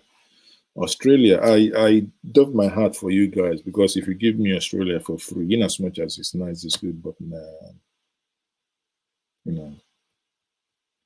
Maazi, when are you going to visit Anambra Airport and give us There is nothing to review again. Anambra Airport has been reviewed. The runway has been done. That's it. But my fear, I must say this, I know the government won't like it, but who cares? Government know they pay me. My fear is that by the time Anambra State Airport might be ready, we might. I'm not saying it's going to happen, but we might talk of resurfacing the runway. Because when a runway stays unused, the bitumen begin to crack. And that airport is not going to be ready, at least not this year.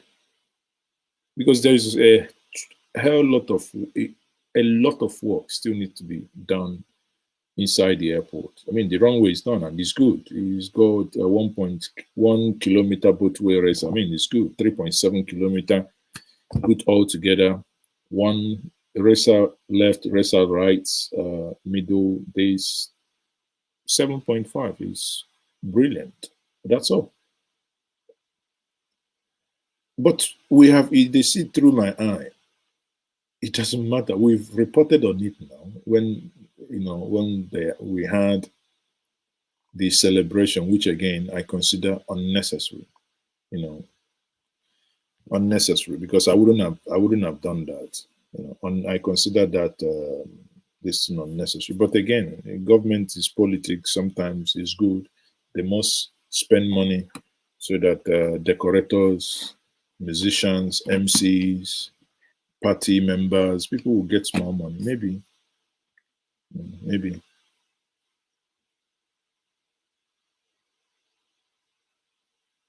No, the runway is not. The runway is not. Is not made of concrete. It has a concrete. The starting and ending points are concrete, but the runway itself is not concrete. You look at it now; it's black bitumen now. So how can it be concrete on anymore? I hope you haven't taken too much of this thing we are using for Hangout. Because this your conversation. Are they looking small? Are they looking? Nema Jamana. Nema Jamana, where are you from? What was test landing? The inauguration will still happen with Hadi Sirika. I don't understand the question. Okay, that was test landing. The inauguration will still happen with others. See, I believe so. in as much as I believe there are things I know that happens, probably.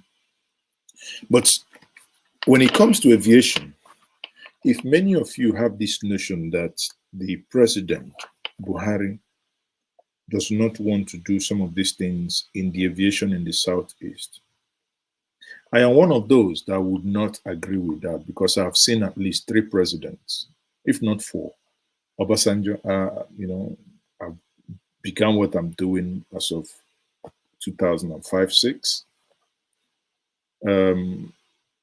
I knew Obasanjo was one man that said, he didn't hide it. He said, no, the Southeast will never have an international airport or an international gateway. He said it. And the same way he said about the second Niger bridge, that the Southeast, because you go back to Njenje Media, it's there. It's a meeting we joined with Ike Ekweremadu. And I was the one that asked Ekweremadu that question when we talked about the second Niger bridge. And he reaffirmed, because someone else who was in that meeting, one Igbo leader, had told me that, but I needed to confirm. But sometimes when they tell you something in private, so not everything you hear in private you say. But I needed to confirm, and I needed to confirm publicly. So when Ekweremadu now confirmed, and I asked him, so when did he tell you people that? He said after they've won the election, they went back and he told them, oh, those were campaign gimmicks. So campaign gimmicks, and you lied to a people. They were going to do second Niger bridge and you didn't. Enugu wouldn't have been an international airport if not for Yaradua. May Allah forgive his sins and accept his soul. He was a good man. He's also from Castina. So that's why when some people say, Igbos don't like the North, and I say, some of us are just talking absolute nonsense, crap. Alhaji Shehu Shagari is a northerner, not west. It was voted for him overwhelmingly. Umaru Musa Yaradua is a northerner, actually from Castina, and he was voted for him. One thing, when people say these things, I don't know how we think sometimes, because the thing within the Igbo that every Nigerian or most Nigerian appear to misunderstand is the sense of equity. The sense of equity. And, to a larger extent as well, the Yorubas, to a larger extent, it's a sense of equity. Because listen, like, you see, when they kill the Shiite, you will see us, Ndibo, you will see the Yorubas condemning. You see Falana vibrating, you see Olis Abakaba vibrating, saying this is not wrong, this is not the right way to do it. But when it happens the other way around, like when Afari Beg was invaded, apart from Ndibo, there wasn't this level of sense of saying, okay, it was wrong. But everybody knew it was wrong. Because I keep saying it, if a crime was committed, I'm not supporting any crime to be committed, but you have to follow the due process, and the due process was revoke the bail conditions, invite the individual. If the individual doesn't want to come, send police, civil, go and arrest him. That's where things are done within the law. But when you go with jet fighters, you lose every single sympathy, you lose every single logic. And for me, from that moment, it becomes a crime from the state. El Zazaki and his men, yes, it could be irritating that they blocked Kaduna Zaria Road. And so what? So what?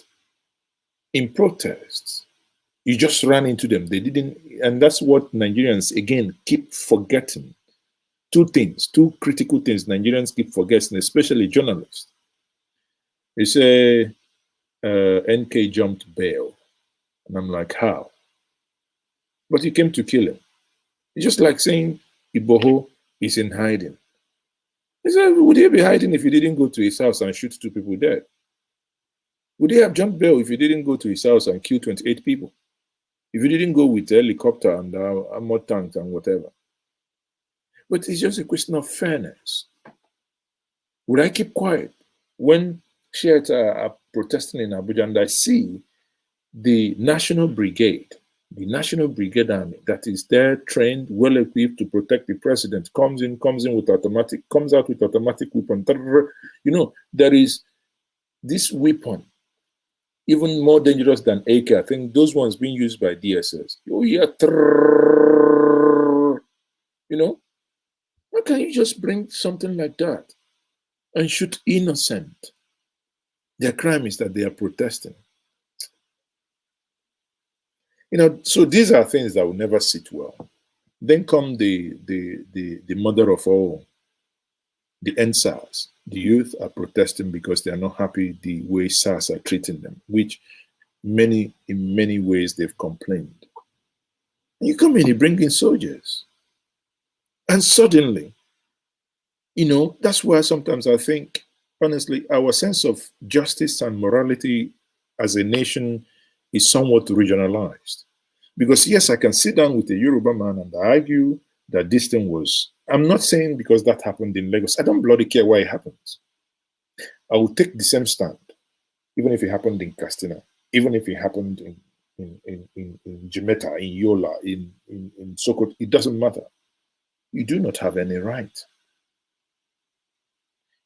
Civilians are those who pay you to protect them. You do not have any right to go just kill them. So I wish to stand with them.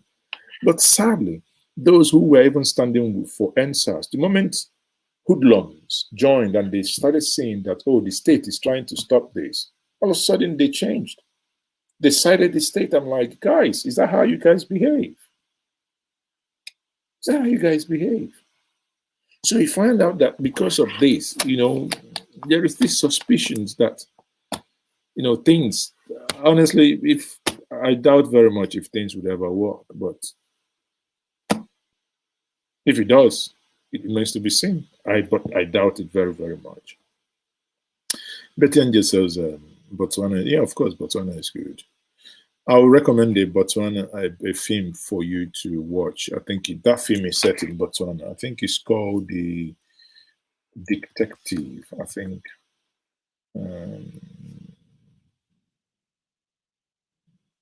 I think it's called Detective. Hold on, it's First Detective. Yeah, you know, many of you might not find it, but I love it.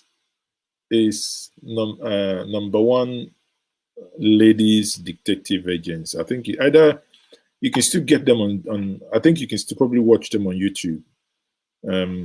I recommend it very highly, very highly. That was set in Botswana. You know, it's called the number one ladies detective agency. It was a series. It was a series anyway. I think it was based on a novel written by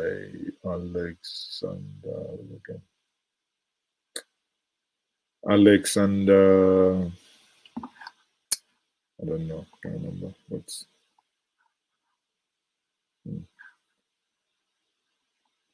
so I think anyway, but I think it's a novel. Alexander McCall, I think McCall Smith or something like that. But it's good. Rwanda is good. Sorry, Botswana is good. You know, these are countries that are laid back, but wallahi, we Nigerians, we exploit things, or we go to innocent countries and wow, the way we take corrupt them. So sometimes when they begin pursue us, we will shout xenophobic. Wallah, now we don't first of all xenophobic them. I'm telling you, see, I cannot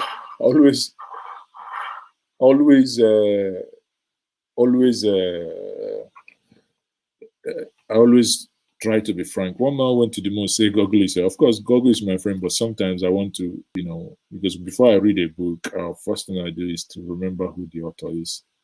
So sometimes I want to engage my brain so that I don't have Alzheimer.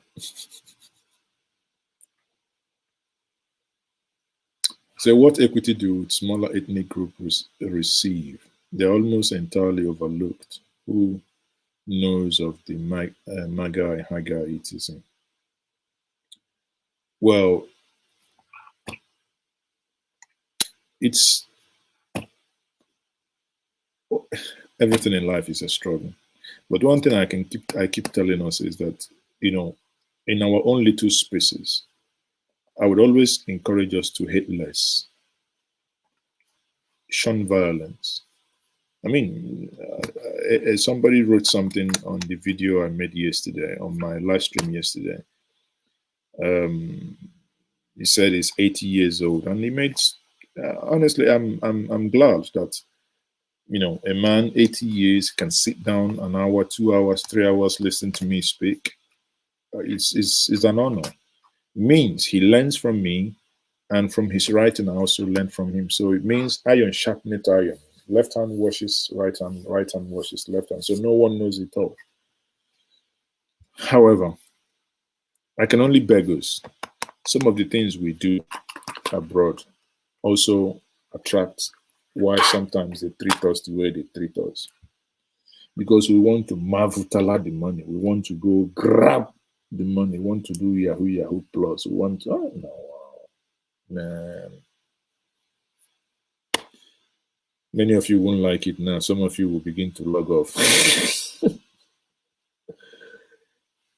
Because we always, one thing we always want to hear, you're blaming somebody, blaming the federal government, blaming Abakari, blaming this, blaming that. But when we turn the light a little bit to ourselves and say, this is a mirror, can we look into this mirror small? Until I say our notes, they inside that mirror. Then everybody runs. Some do love scam. People just boast that they do scam. Somebody is all in pension, just carry on like that to go. Even if you carry the money, if you're not even investing, you just to go buy motor to oppress others. Don't worry, we will eventually get there.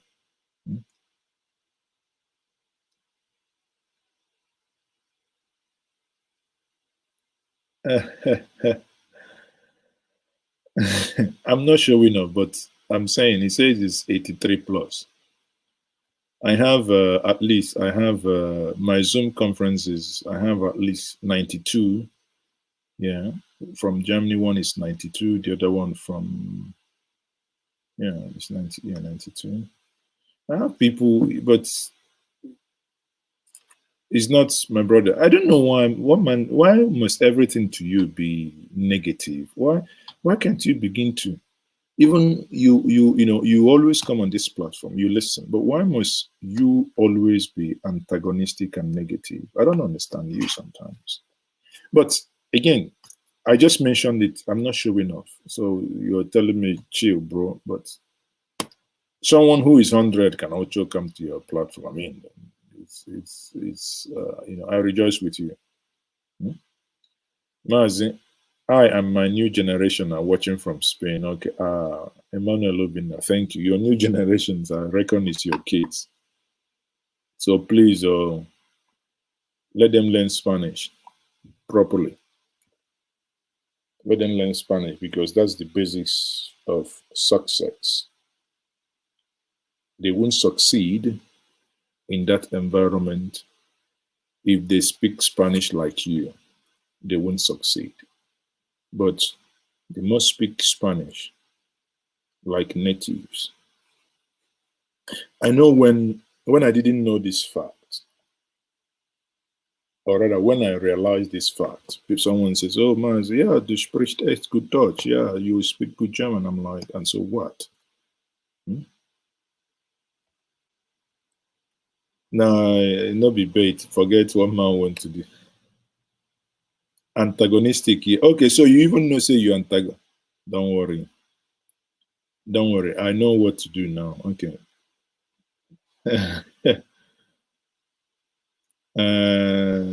One man went to the moon. You know that you're antagonistic. Okay.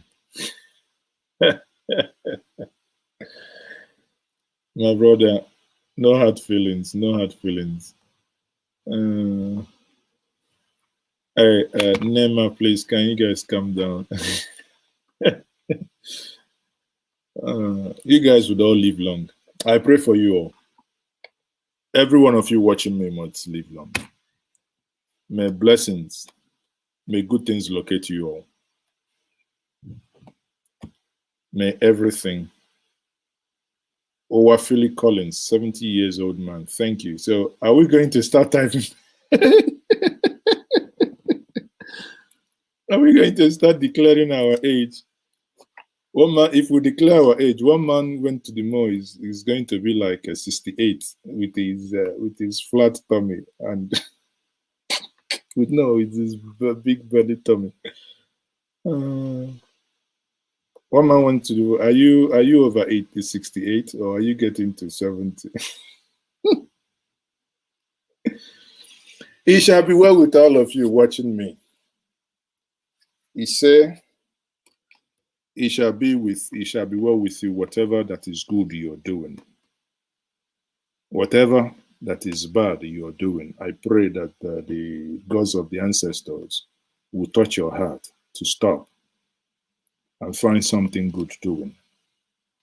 Bear in mind that whatever we do, it comes back to us. Okay, one man went to the moon is 78.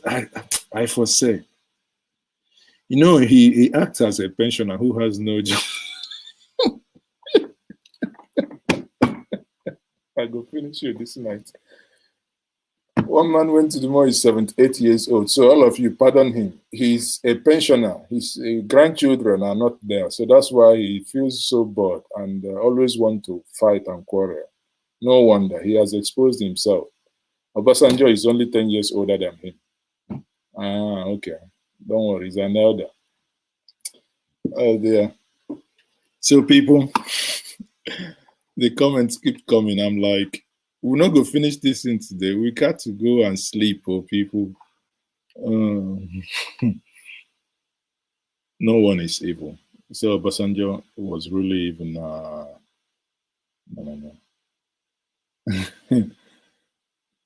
Calm down. Nema Jamina, calm down. He just, understand him. He's just kidding. He's just having fun. He likes to poke. He likes poking. I know now. If you finish poking here, he will go to Zaza room and poke Vita, as the Germans would say.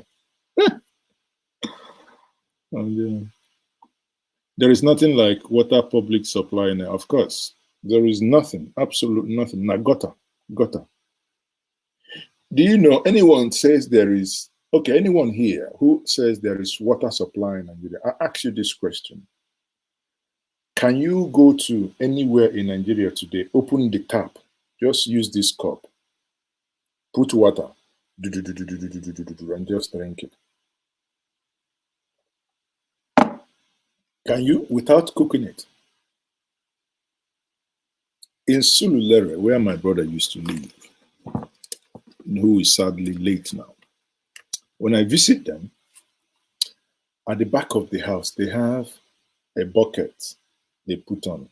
These, I don't know how many, about 25 or 30 kg. These paint buckets, this one they use in paint, all these text, big paint bucket.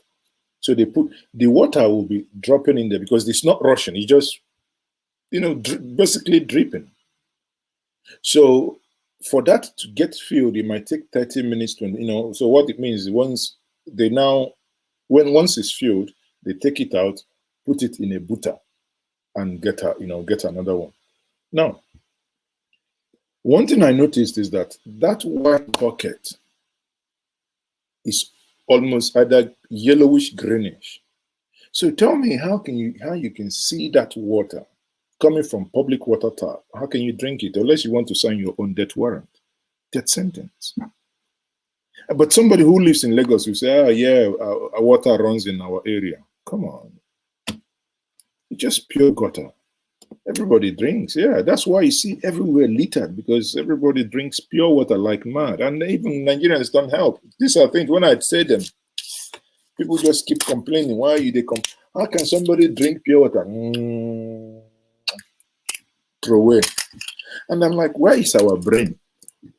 Don't we know that that is environmental pollution? Yes, they say, yes, there is no this thing, but come on. I know that there is nothing there. Government has failed in providing where you can litter that. But most times it's become part of me. You know, it's just like, I can't just finish ever water and just fling the bottle. Where is the bottle going? It's going to block the water channel. You can actually, you have these kaya people or these younger children, people selling granite, you can actually donate it to them to be recycled, to be used for something, but as opposed flinging it everywhere like mad people. Man, it's, listen, if you live in Nigeria, I tell you, it's either you, at some point, it's either you shut down and become insane and join the madness, or you keep talking like a madman. But sometimes you just want to leave everybody and vacate yourself. Is it that you come to Alaba? The other day I went to Alaba, I want to buy CD. In a shop or line, 1 o'clock, they are beating bongo, everything, music. I mean, I like music, they are praising God, but come on. It's business hour. But it's time for everything. You're praising God. So every other person who, if you have somebody in that street who thinks logical, who doesn't want to join in praising your God, the person is already an occultic man. He's a suspicious man. He's a Yahoo. Because they will say, see, that's why he doesn't join us in prayer, because he does something. So people praise God out of intimidation. Even you watching me, your own family, now every morning, 6 o'clock, your brother that hasn't spoken to you, or your brother when you are building a house who tells you cement is 1,900, whereas it is 1,350, for instance, or whatever. And you find out, and you are at loggerhead with him. Early in the morning, he will not let you sleep. Everybody's clapping hand. And if you don't come down to join them and clap that hand, they say, this one, since he has gone to abroad or since he has gone to Lagos, he no longer worship God, as if worshiping God is by noise making. Man, everything is crazy, man. I think that, honestly, sometimes, I don't know. And the truth is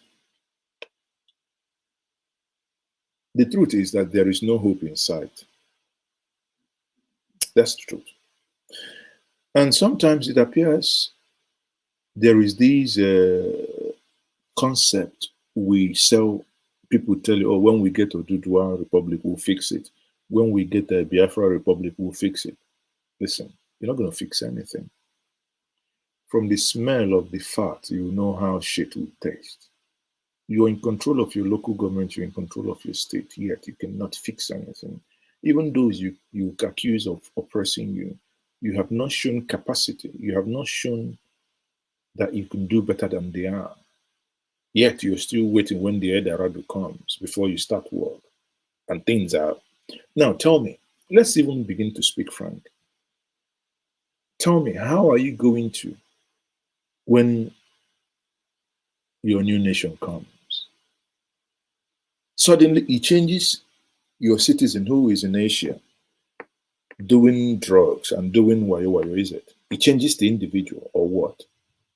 It's just like when we talk about Nigeria, oh, Nigeria, green passport, this, oh, it does that. Listen, the people that gave the green passport that bad name, it's not people within the Nigeria that don't go out. It's people that have taken that green passport and gone out and did unimaginable things. We know the ones governors do and our politicians. We know the ones Abacha them do. But that's not the one we know that gives us these, that everyone is suspecting you. Someone swallows, what's it called? Carries something in his or her tummy. Some put them in their wig, comes at the airport, and they catches that individual.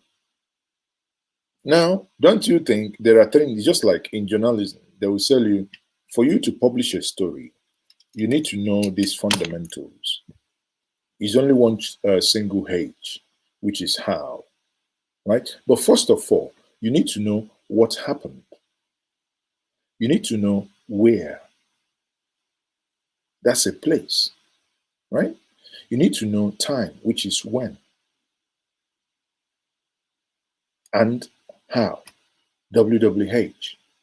So if you put this in, when you say what happened, crime, where, airport, when, so date, how, Nigeria no go come in. Nigeria will definitely come in.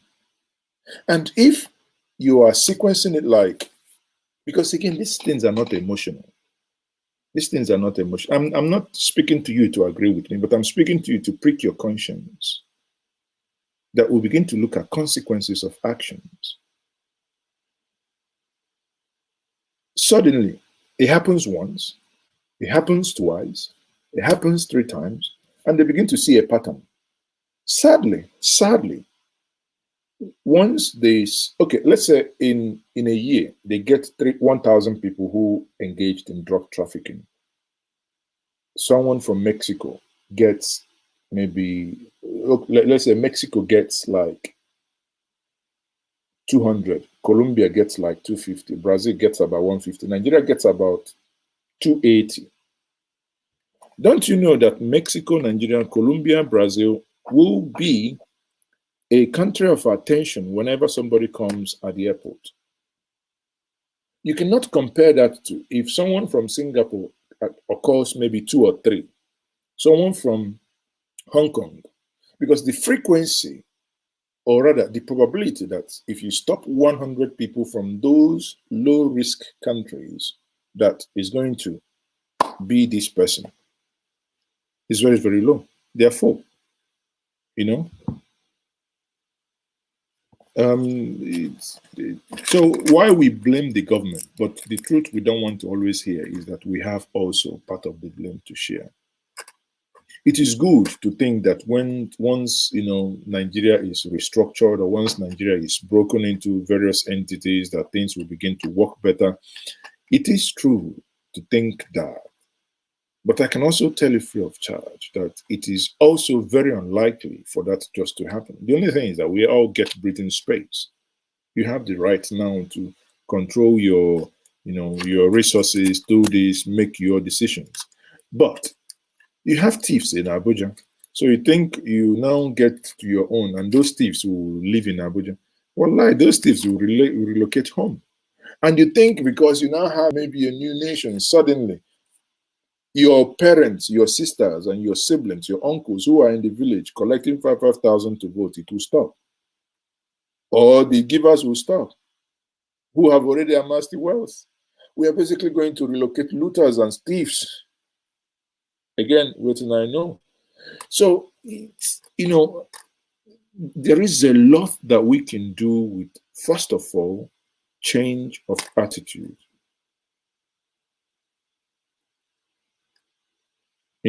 One thing we can do is, first of all, to change our attitude. Somewhere we got it wrong, somewhere. There is no difference. There's a video I haven't published, actually. It's long I shot that video. Discussing with one guy, because this misconception, this guy's from Niger. But any of us that sees this guy, you say, this Fulani. But so I engaged him. He actually lectured me on something. I said, I was asking him, are you Fulani? He said, no, he's not Fulani.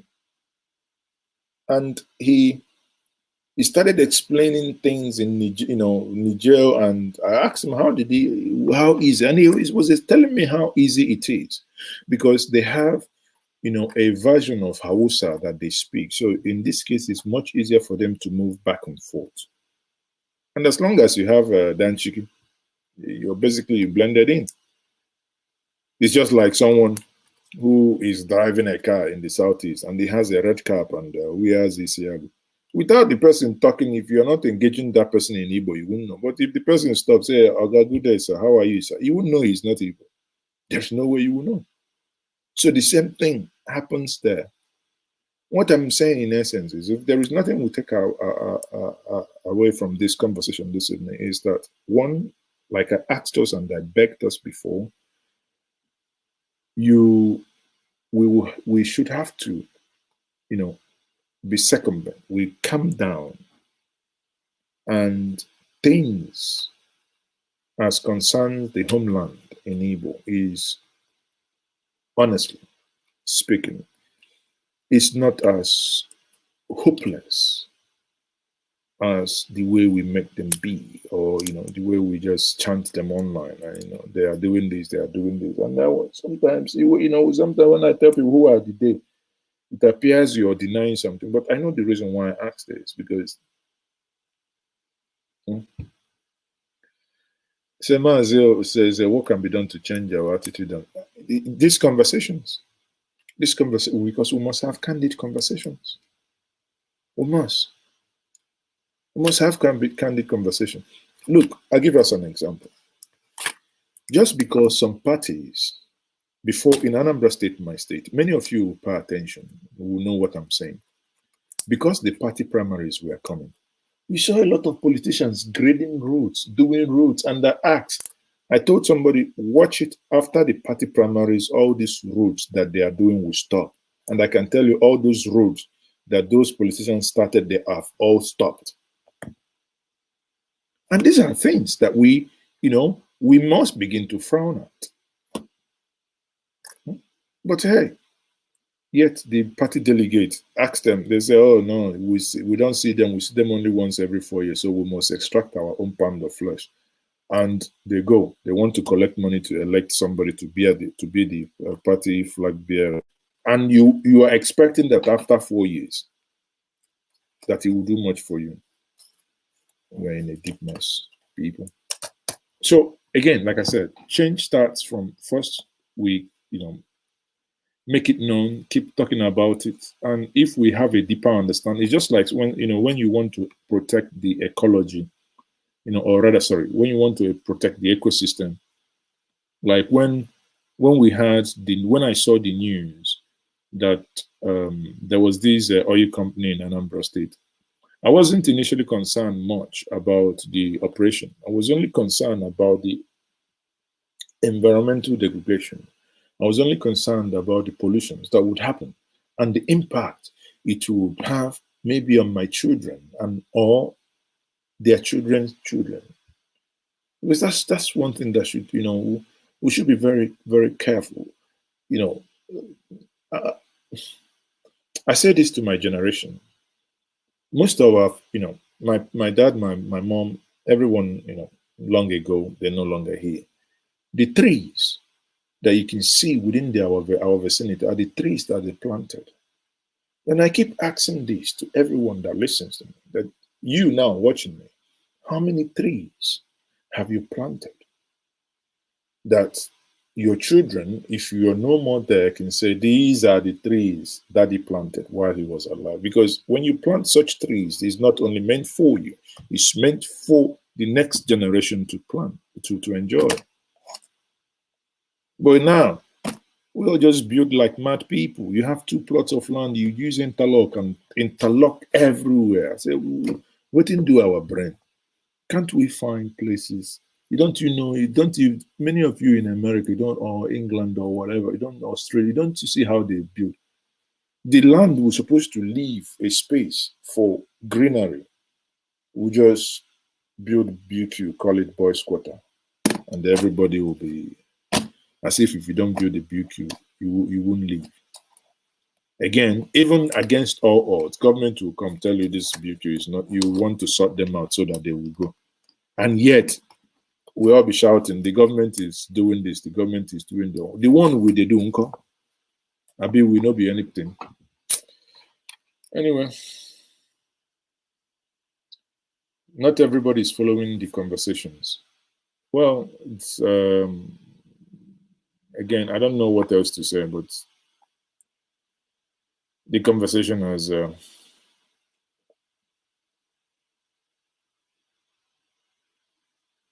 yeah, EU says some Nigerian citizens come to the United Kingdom and they obey the law and contribute greatly to the development. Of course, yes, because there are punishments. There are punishments for disobeying the law. There are punishments. You do. I was once driving from Herborn to Frankfurt.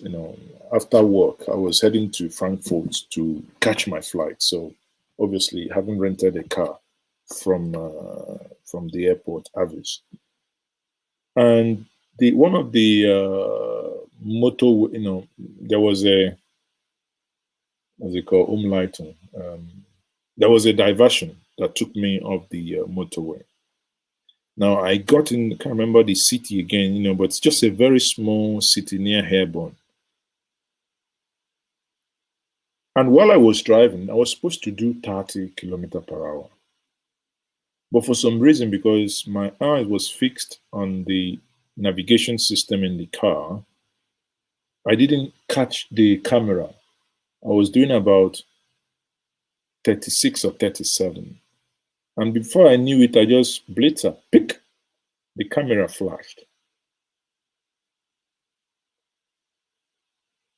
Camera flashed me. I went to drop the car. They asked me if there was any incident. I said no. I was just, I'll call to me. I said, yeah, there was an incident. The camera flashed me. He said, it's fine. We have your credit card. They will write you. We have your email address. So they now wrote the company. The company forwarded it to my email address. So I rang them to pay. They don't take credit cards. They say we must do like local German Überweisung from EC card or whatever it is called. But I found alternative how to use one online platform to pay into the account, which the cost, is about 30 euros. But lesson there is, I'm not at the point that happened. I'm not a German resident. I am a visitor. I rented a car. Yet, I was not able to run away from that penalty. If I could choose not to pay that money. Worst case scenario, it will pile to a point because they have my credit details, credit card details. They can take the money from my credit card. That's option one. Option two is, I will be thinking as a Nigerian, I forget, nothing will happen. No. Wallahi, it might be you haven't been in Germany 4 or 5 years. The next day you come to Germany, you might see handcuff. Or somebody, or next time you want to go for visa, for instance, and say they will deny you visa. And you might not know what is actually happening. Sometimes we think we are too smart for the world, especially Nigerians. We think we are too smart for the world. When I say that, waiting with they do to myself for internationals in Wallahi, if they begin talking, that we are not without. So when sometimes it appears they are hitting on us, pity them, because waiting they do. I know in the late 90s, before we came to Germany then to study, in the late 90s, what people in Nigeria didn't know is that many people who were when people started coming into Germany, they'll come in, they say they are refugee, that this is happening, this, after June 12th. So many people used June 12th to take asylum in Europe. And because the Western world are already seeing Abacha as a dictator. So if you come in, tell them stories. Some people say, to myself, as of that time, we didn't understand. Some people say, didn't know that he went to one shrine, he touched one thing. And the next thing, he landed here. He didn't know where he is. He didn't know, because one, the person had probably destroyed the passport. And if they don't get your passport, if you don't have any passport, there is no way they will know. So there's no country they will deport you to. There is no embassy they will deport. So as of the time, That many Western nations didn't know what was happening. They were believing so much crap. But again, you see, one good thing is that they were keeping records. As of the time they wanted to, when some people started selling drugs and they started investigating them, wanting to know where they came from, they found out as well. They started bugging their line. You can't tell me you don't have anything to do with Nigeria, but if I bug your line and you called 20, you know our people now, sabi yata yata yata yata, and you call 20 people in a day, 19 people are in Nigeria, and yet you're not from Nigeria, you don't have anything to do with Nigeria. I mean, it is almost an impossibility. But at the end of the day, what am I trying to drive at is that we also, through our over-sabi, or rather through our criminal mind over-sabi, we also spoil chances for others. That time you come into Germany, when money was, during the time of D-Mark, when money was money, they pay 400 euros, I think. Is it 400 euros per week or thereabout, I think. Either 200 or 400 euros sorry, D-Mark per week. Now, people would take asylum because that time they haven't had this integrated system. They were dealing at it at the commune level, that is the city-state level. So someone will take asylum in Hamburg, go to Kiel, take asylum, go to Flensburg, take asylum, go to Ekenforda, take asylum, go to Hanover, take asylum. So what the person's job is, in the morning, he will just bath, be going from one county to the other, collecting money. Now you see the abuse. When they started looking at the number of people and the claims, it doesn't tally with, the number of homes they are giving out. They started thinking. That's when it's us, especially Nigerians, that actually made them to start using fingerprint. Fingerprint, you do fingerprint. People were burning their hands where they put cooker, the flat one. They put their hand will burn so that the fingerprint will not. I mean, waiting people never, people. So even some people were normally, they will do you X-ray, and normally you're not supposed to. So stop increment. No, these things are by, these things. It's over 20 years they did it now. I'm not incriminating myself because I wasn't part of it. So, but these are things that must be said, right? These are things that must be said. And if you're feeling uncomfortable that I shouldn't be saying this, then I'm sorry, but I have to. Because these,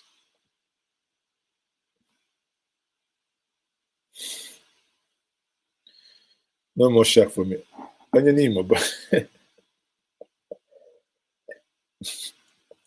My shack almost finished.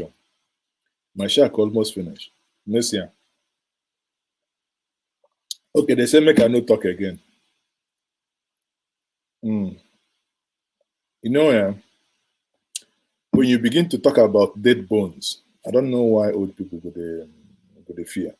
So I'm suspecting you. I've been suspecting you since, but now you say let me.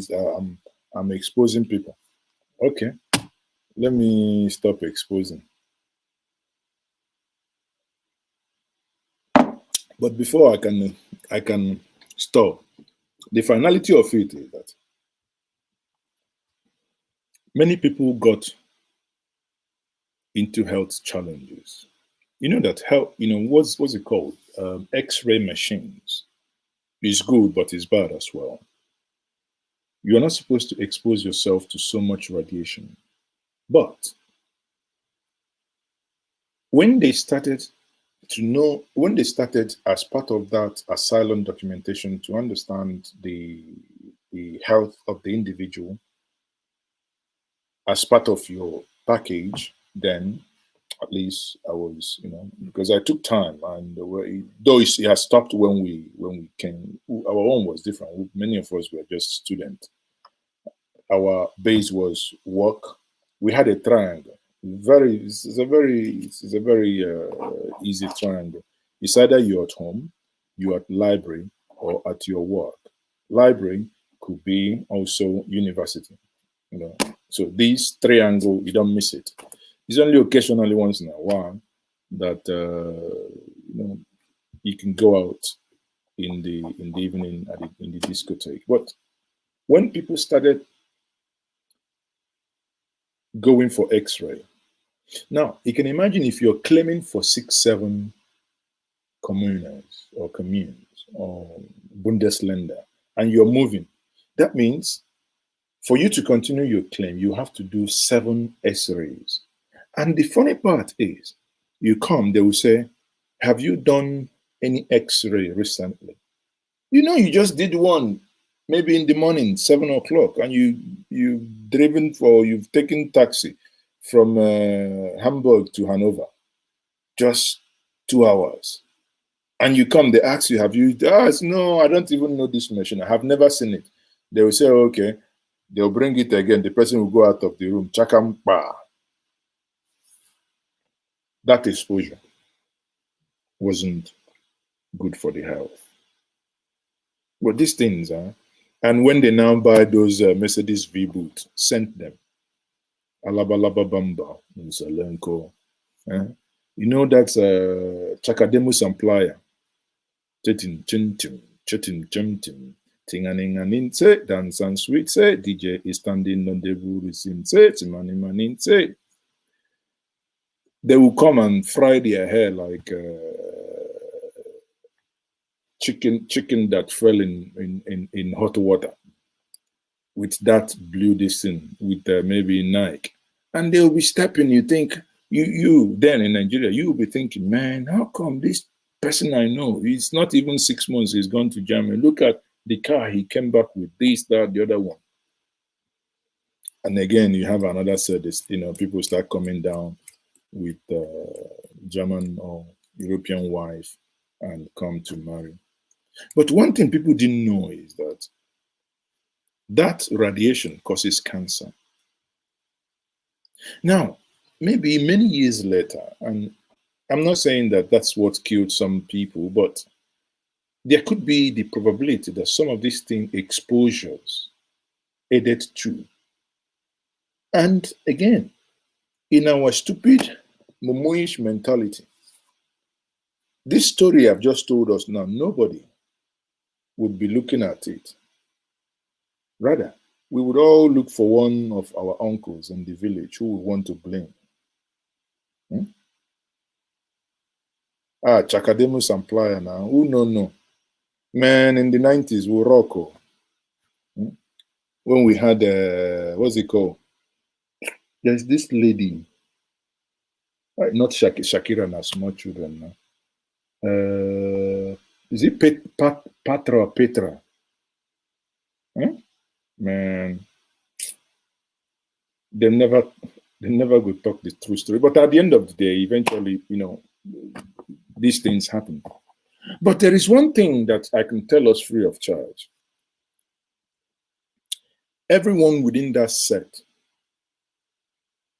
everyone, I haven't seen an exception. Everyone within that set that didn't somehow get themselves, either they went to school and started working properly. All of them that I know is nowhere today. Because I know that time he built hotel, but the next thing he say the hotel has been sold. This thing happened. Petra, yeah. Shabarans. Mr. Shaba, Sherewere. Sherewere. Children will never understand this thing.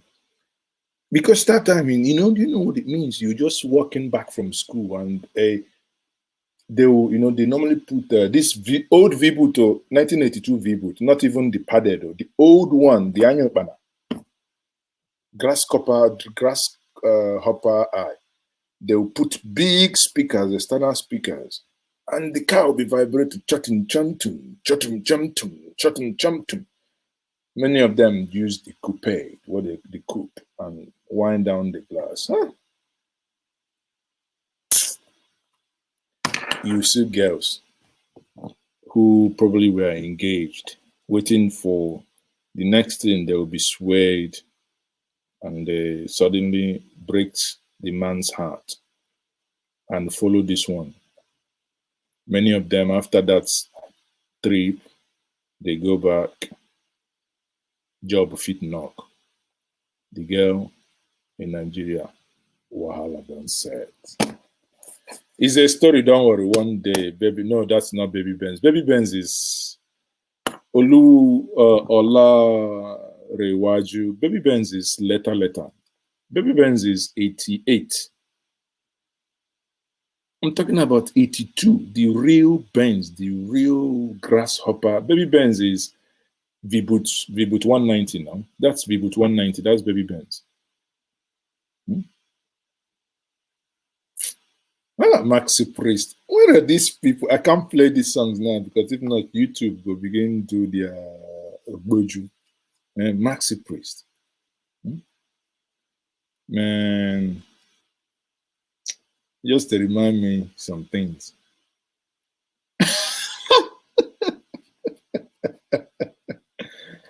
Papa Vinna says many were conceived in Dhaka Harbor. Immaculate Conception. Mad Cobra. You guys, all of you, flat exactly. E30, E220. There is E220 flatboot. There is E230.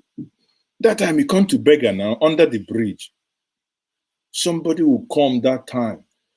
And there's a friend who came back. He didn't tell them he was, the V-boot. All these, there's one they call Toyota. Is it Teseo? There's one smallish car. I think it's a Toyota Teseo. That time around 130,000. Chakademos and pliers. Those guys spoil things. Chakadem. Oh, Mr. Chakademos and pliers. Mr. Shabaman, whatever.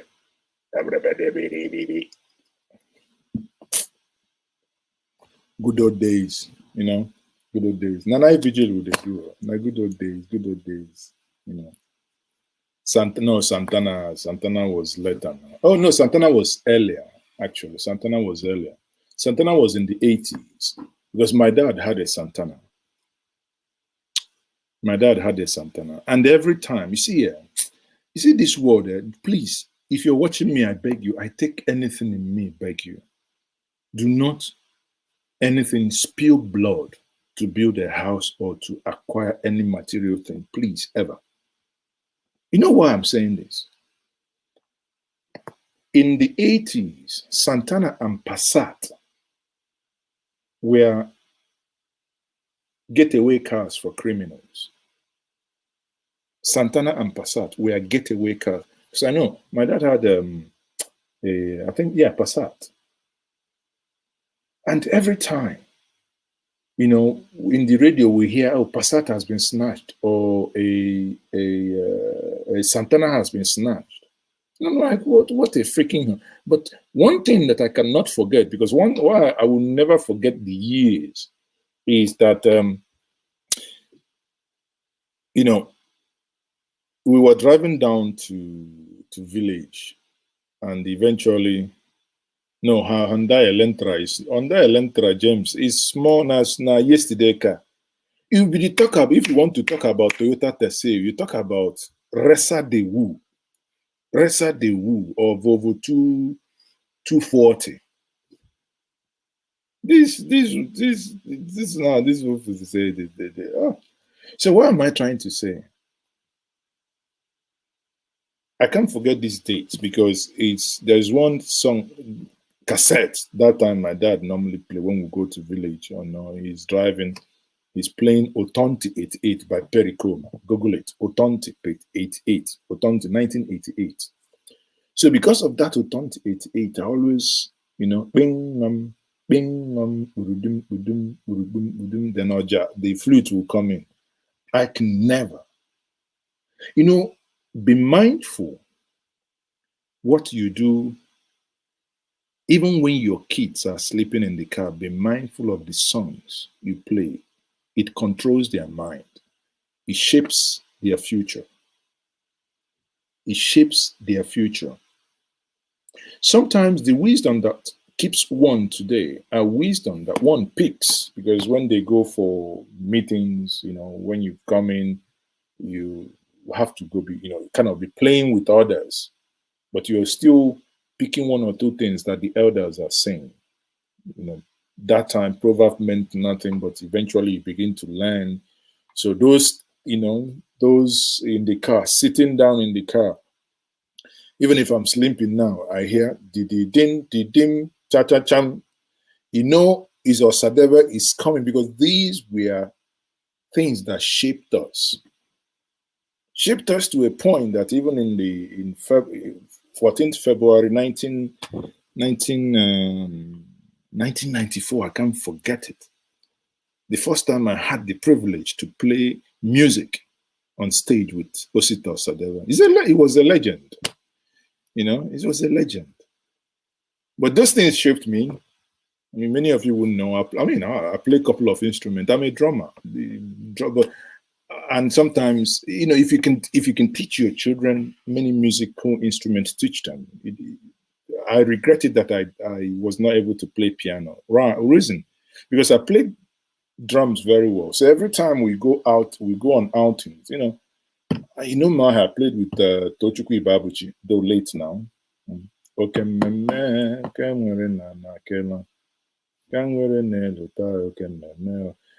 Man, good old days. It's just like, I don't want to get emotional, people. Maybe because we didn't know it. Maybe there was a time Nigeria was good. But even that time, man, if I look back, now real suffer.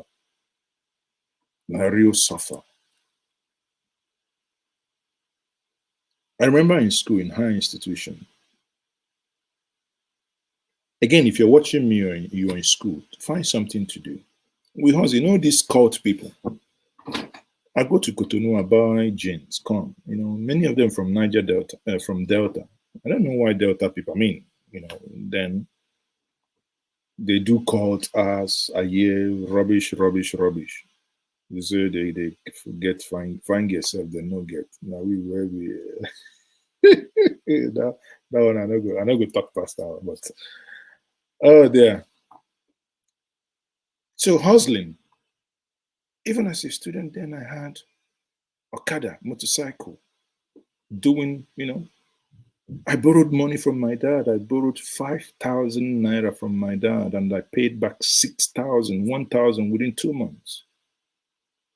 When I tell people tell me, oh, no, your dad was wicked. No, but I say, may God bless his soul, because that was a freaking training he gave me. But one thing is, the moment I paid him back that money with 1,000 interest, when I look back, that's when my dad started, the conversation changed. The conversation of seeing you as a small boy changed. Because what did I use the money to do? I took 1,500 from my dad the first time, 1,500 to buy BMX bicycle from PZ Onitsha. Wally, Onitsha. And what do? We go to field. You climb, you go one round. 10 kobo. Is it 10 kobo? I think. Either 10 kobo or 10 naira. No, it can't be 10 naira. 10 kobo. You go one round. So people will go and thief their mother's money. Well, me, as a businessman, it doesn't matter how you got the money. So you climb. So people will come and be learning. Some people will be doing like this. Oh. And again, there is a standing rule. If the bicycle falls, you pay, I think it's 5 naira or whatever, as penalty. So you come with, so if you want somebody to help you, pay another 1 naira. So if you think you're a big boy, you can just go and you fall down, you pay penalty. And it was, self-organized. Field people go round. Within 2 months, I paid my dad back his 1,500, because on that 1,500, he charged me 200 interest. And I paid him. The day I gave him back my, he came back after 1 week and said, where is the money? I said, Papa, you see the business now, this thing haven't finished. But suddenly, the day I paid him, he came back from market. The day I paid him back that money, that was on that was on a Saturday. My dad, you never see him in his life. His leg will go to that field where children play. He will never, you see him.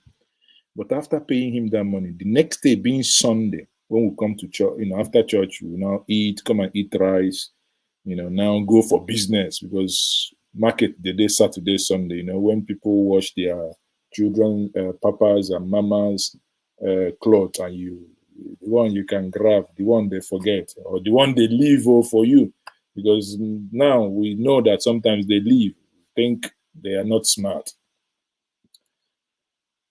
But for the first time, because I paid back that money to my dad, for the first time, he came and became interested in that business. But now I can understand that he probably didn't want to condescend low to want to get interested. But, he started, I will come back.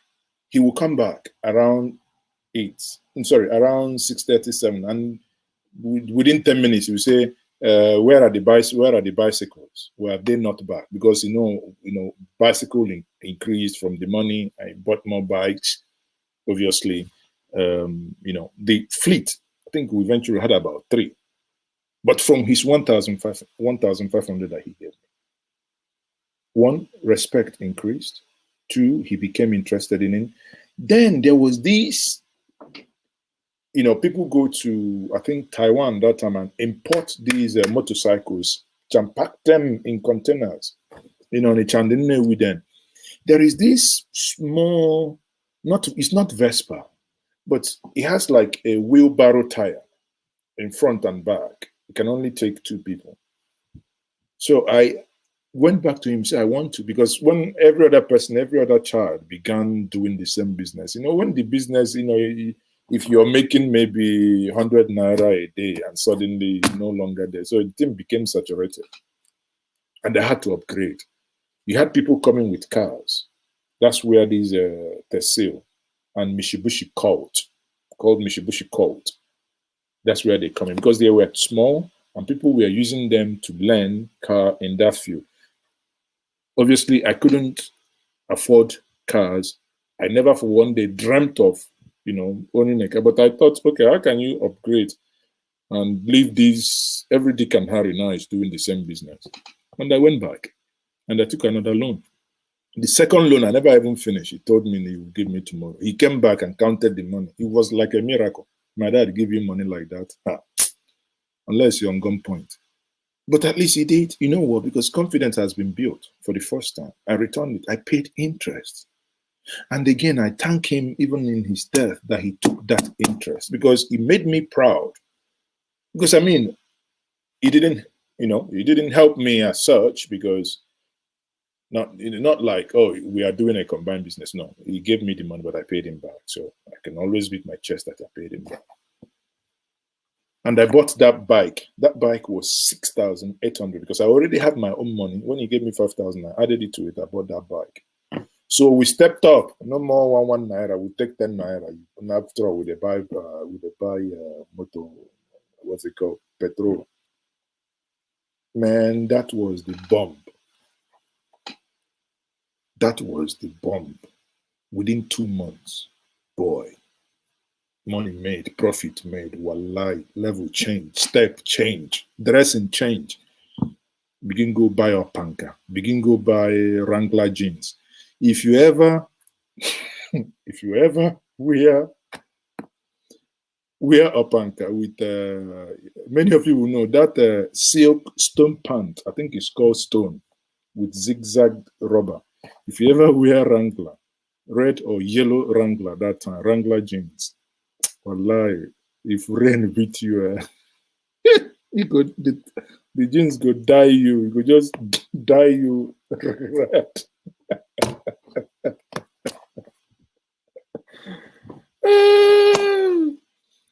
Man, No, not ladies machine. No, not ladies machine. This is, ladies machine is C75, maybe Honda.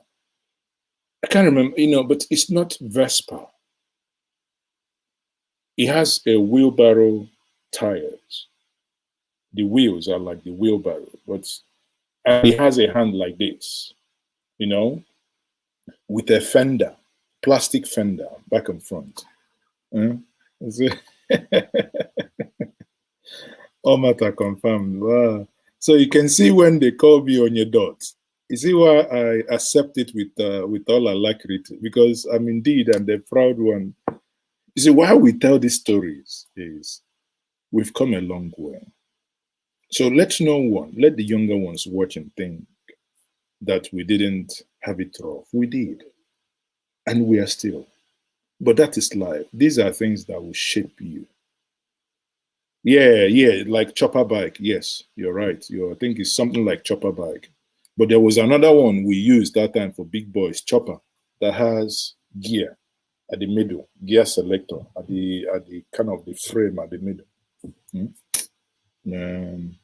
No pan wine now. My bottle is empty, and you're telling me no pan wine now. Now I dey wait. My bottle is empty, so I need to refill pan wine now. So shake body, make I refill them. But at the end of the day, I'm happy. I missed up. No, not even Batashu. Batashu is secondary school. No, Google it. Opanka. Eventually, Opanka was used for cocaine smuggling. The Opanka, the sole, you can open it. So when they open the sole, put Opanka.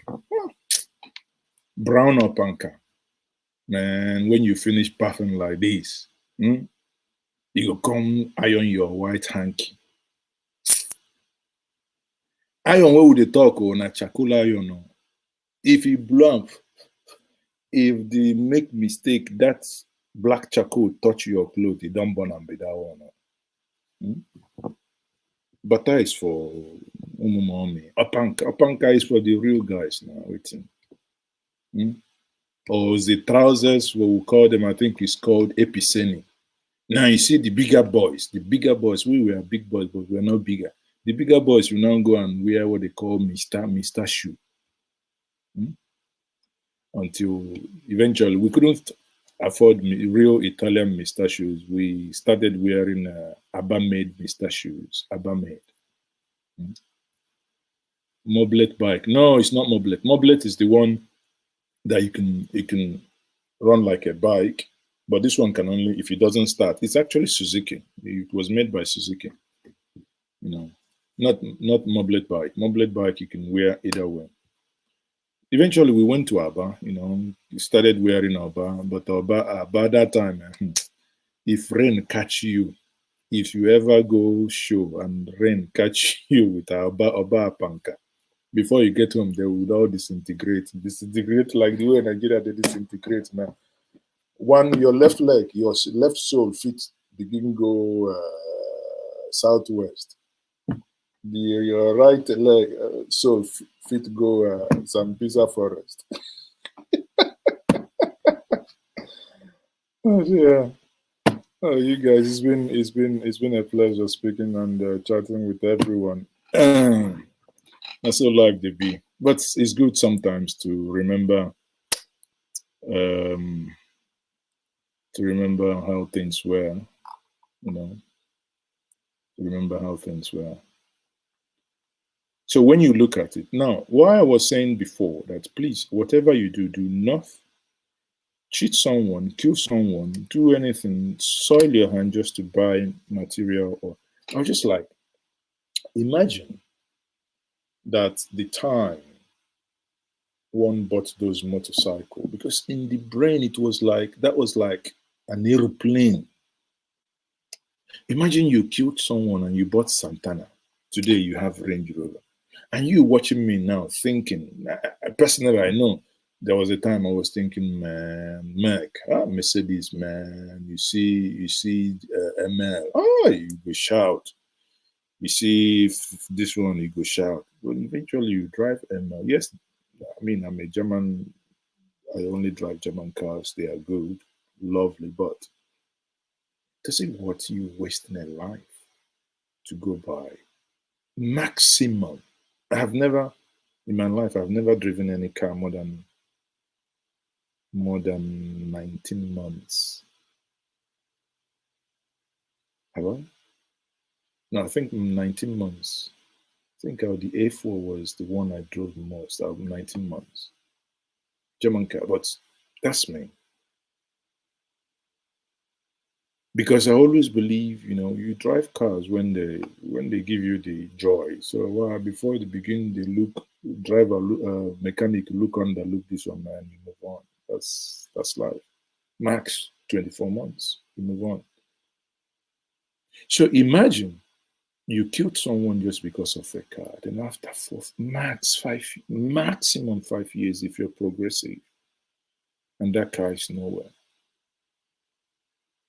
So you've basically lost a life, a human being, just for that metal. There was a photo I saw one time. They said it's the photo, the car or the garage of Udoji. Is it Udoji from Ozobolo? When and he was in government. He had all this fleet of cars. But when you look at these cars now, they're all junks. These are things, how many billions, Let no one deceive you. Listen, people. You might have friends who have phantoms. They drive phantom. They drive this. Please be contented with that. If Nakamri you get, be contented with it. Kanakai must take you everywhere. I've made videos. I posted them on Instagram where me and the entire keke. Even I did. Sometimes, if I feel like to do big man, na chata, I go chatara. I ain't keke. I mean, it doesn't remove anything from you. Big man. All the big man who they blew siren again come out now because it's the level over the ceiling. Everybody's now afraid. Look at this guy that was part of the Enugu government that was killed day before. Was it day before yesterday on Wednesday? He had police orderly. Now, when these guys, even people that can attack a sitting governor in the person of Governor Zulon, engage army, police, navy, civil defense, engage them. You are running because you picked money from Asia. Actually, if I want to put it properly, because you stole money from Asia and you buy 3-4 cars, somebody will not listen again.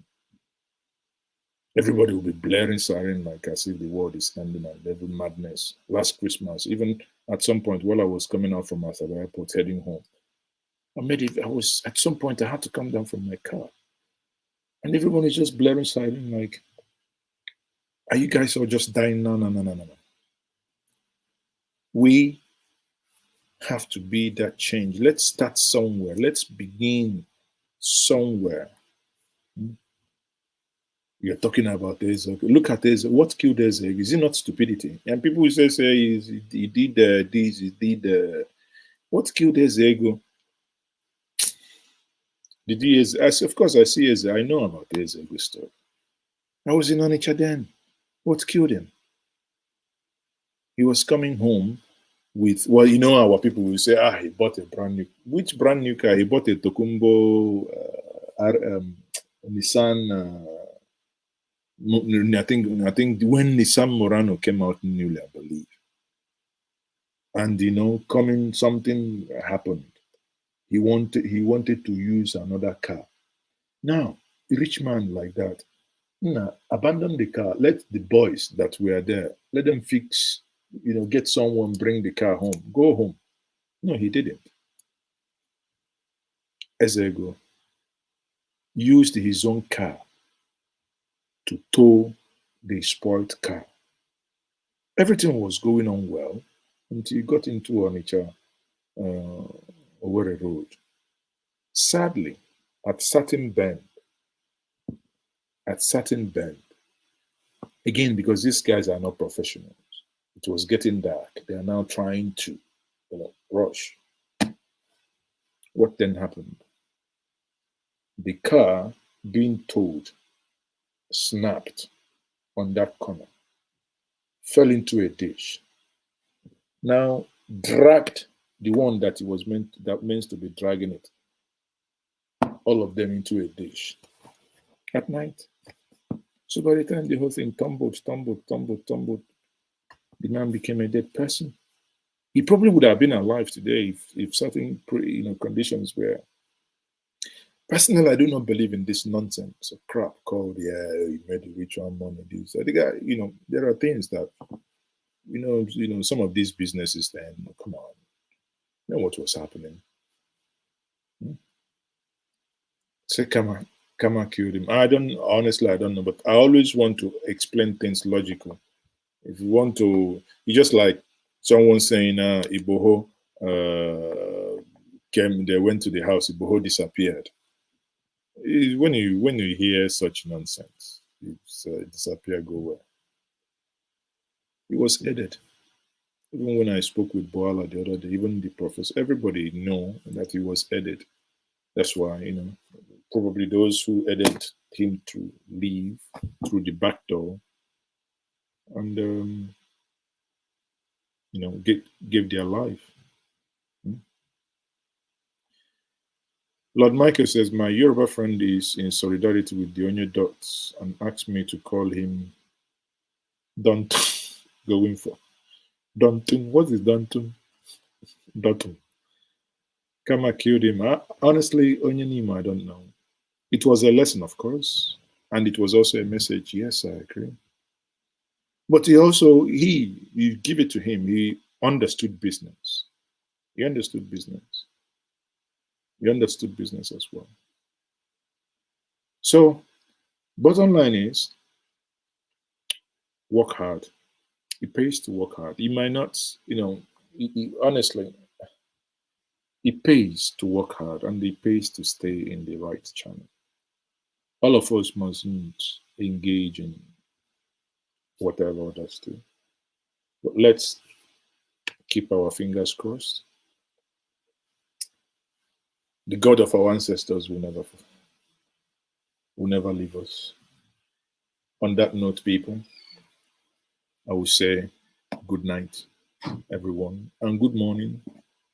Now, those in America who are working, that I'm keeping awake, remember you haven't paid your tithe. You haven't paid your tithe. You have to pay your tithe.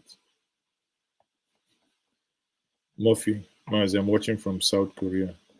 Do you remember the shoes called Caterpillar? Yeah, Caterpillar and Container. Is it Cortina? I think it's called Cortina.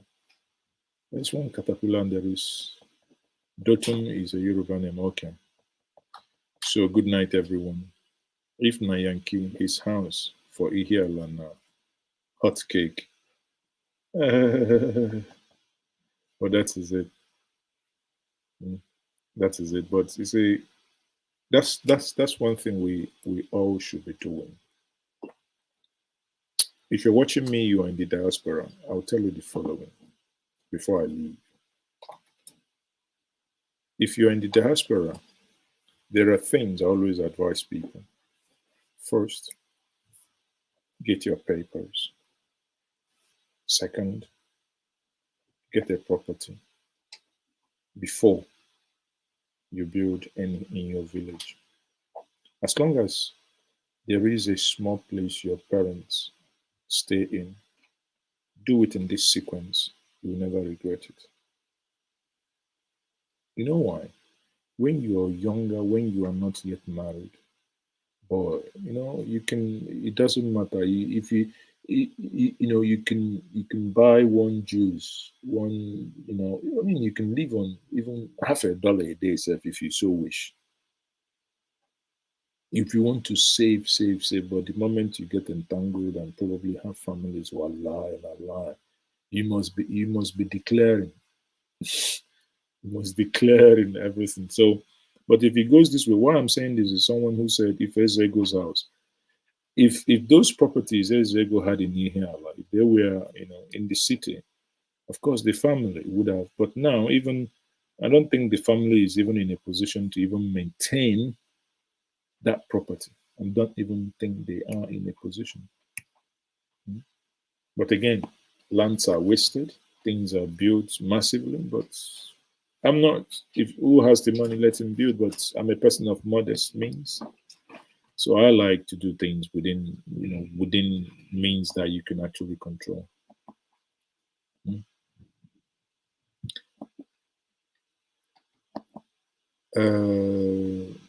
Jesse says, our people never still learn from those past mistakes. No, of course we have to.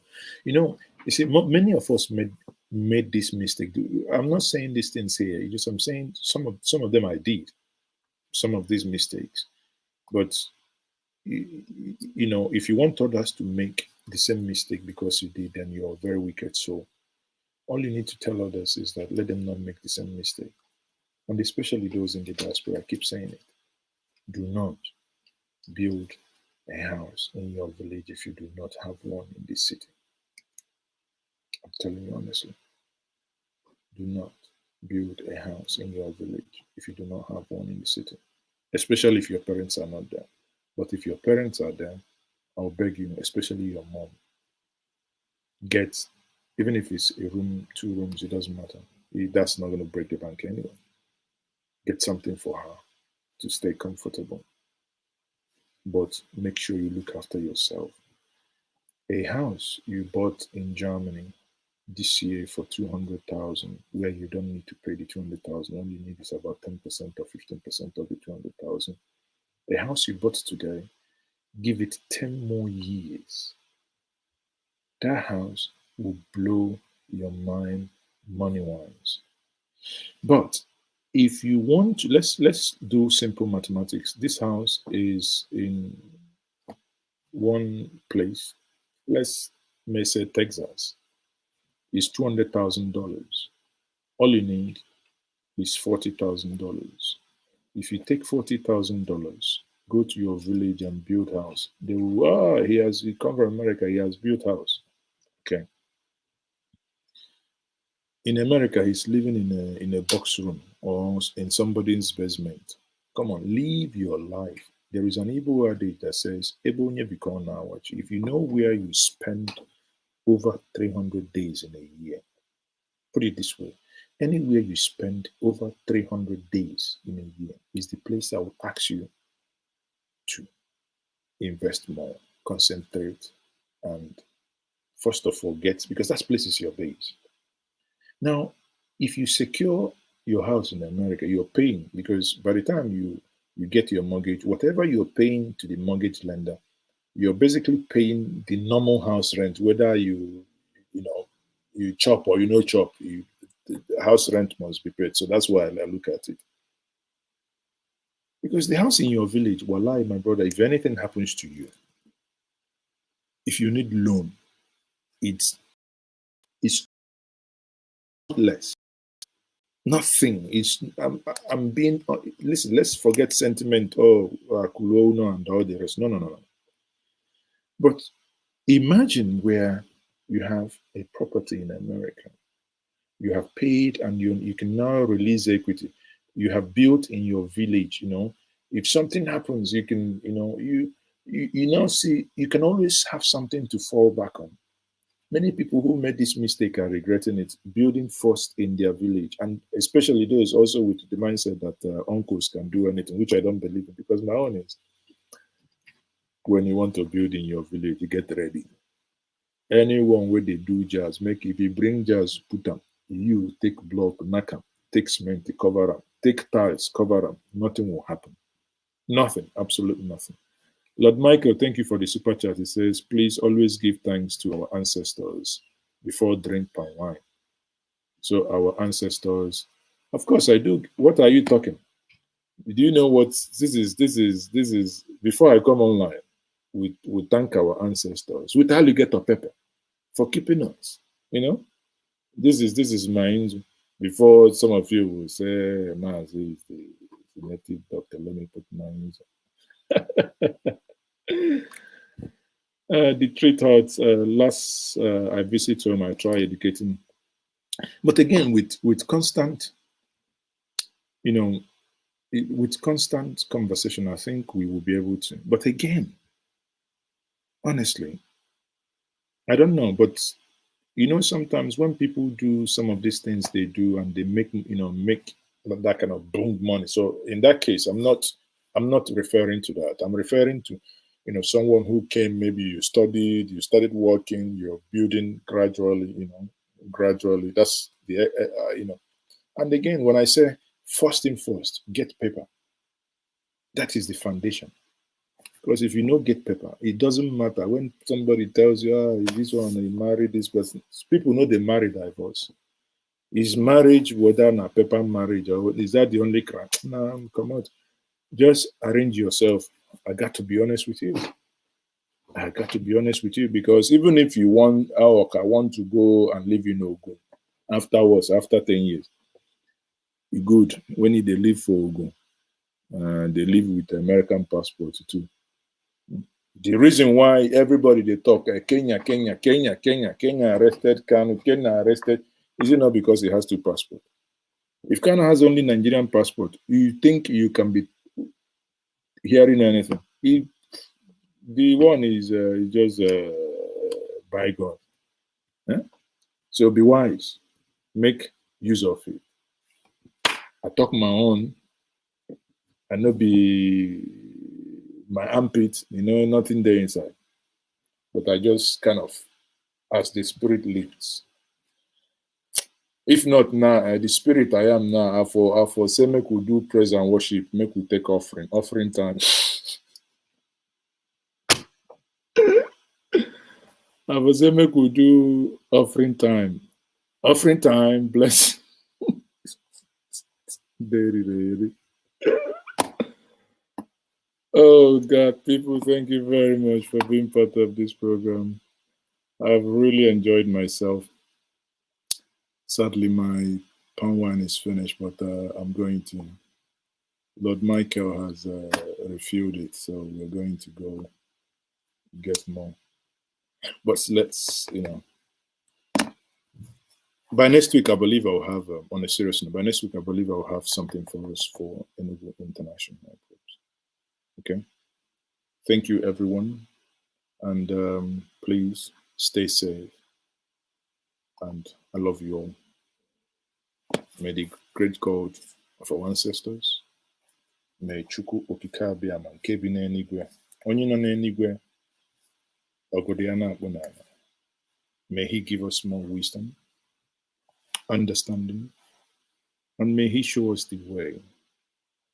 May He guide our steps, that we shall not mistake. May He fill our brains and our hearts with love and kindness.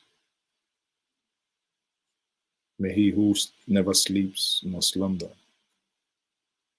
may He lead us, especially His children in the diaspora who are far away from home.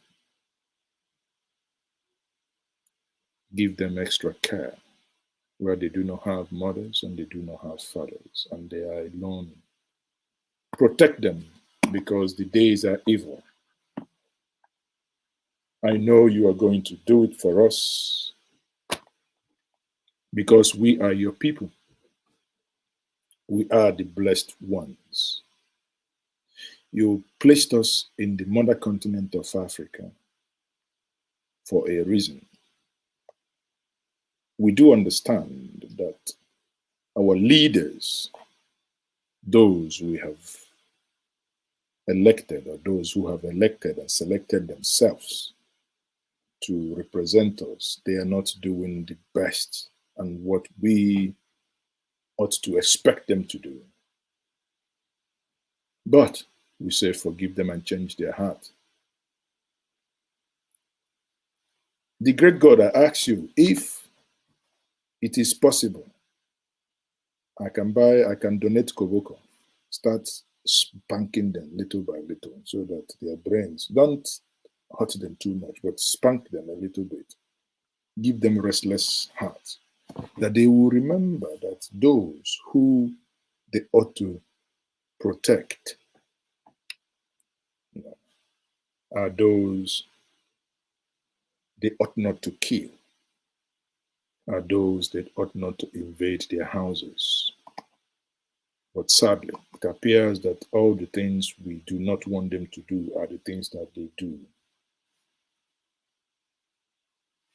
Abasibiniwe, forgive them. And those who believe in the prayer will say, Amen. And they say, as we pray, so shall it be. And everyone listening to me, the sound of my voice, I will say you are blessed. May the great God in this month of July show you favor. May the great God within this month of July show you new ways and blessings. May all the difficult decisions you've been thinking, God knows how long, may He give you the courage to make those difficult decisions. And may He guide our collective footsteps and give us a good heart to love one another. Give us a good heart to love one another, not to hate one another, because the world is full of evil and the new generation are full of insults. God, give them a calm spirit. And so I pray, and it shall be well with all of us on the Ekede.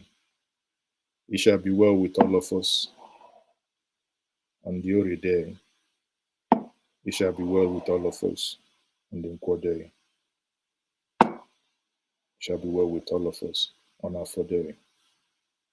Mbichi, Ikenokwamu, Kango Kole, Omenem, Bokonatoku, Bichia, Anyandi Modia Fozo.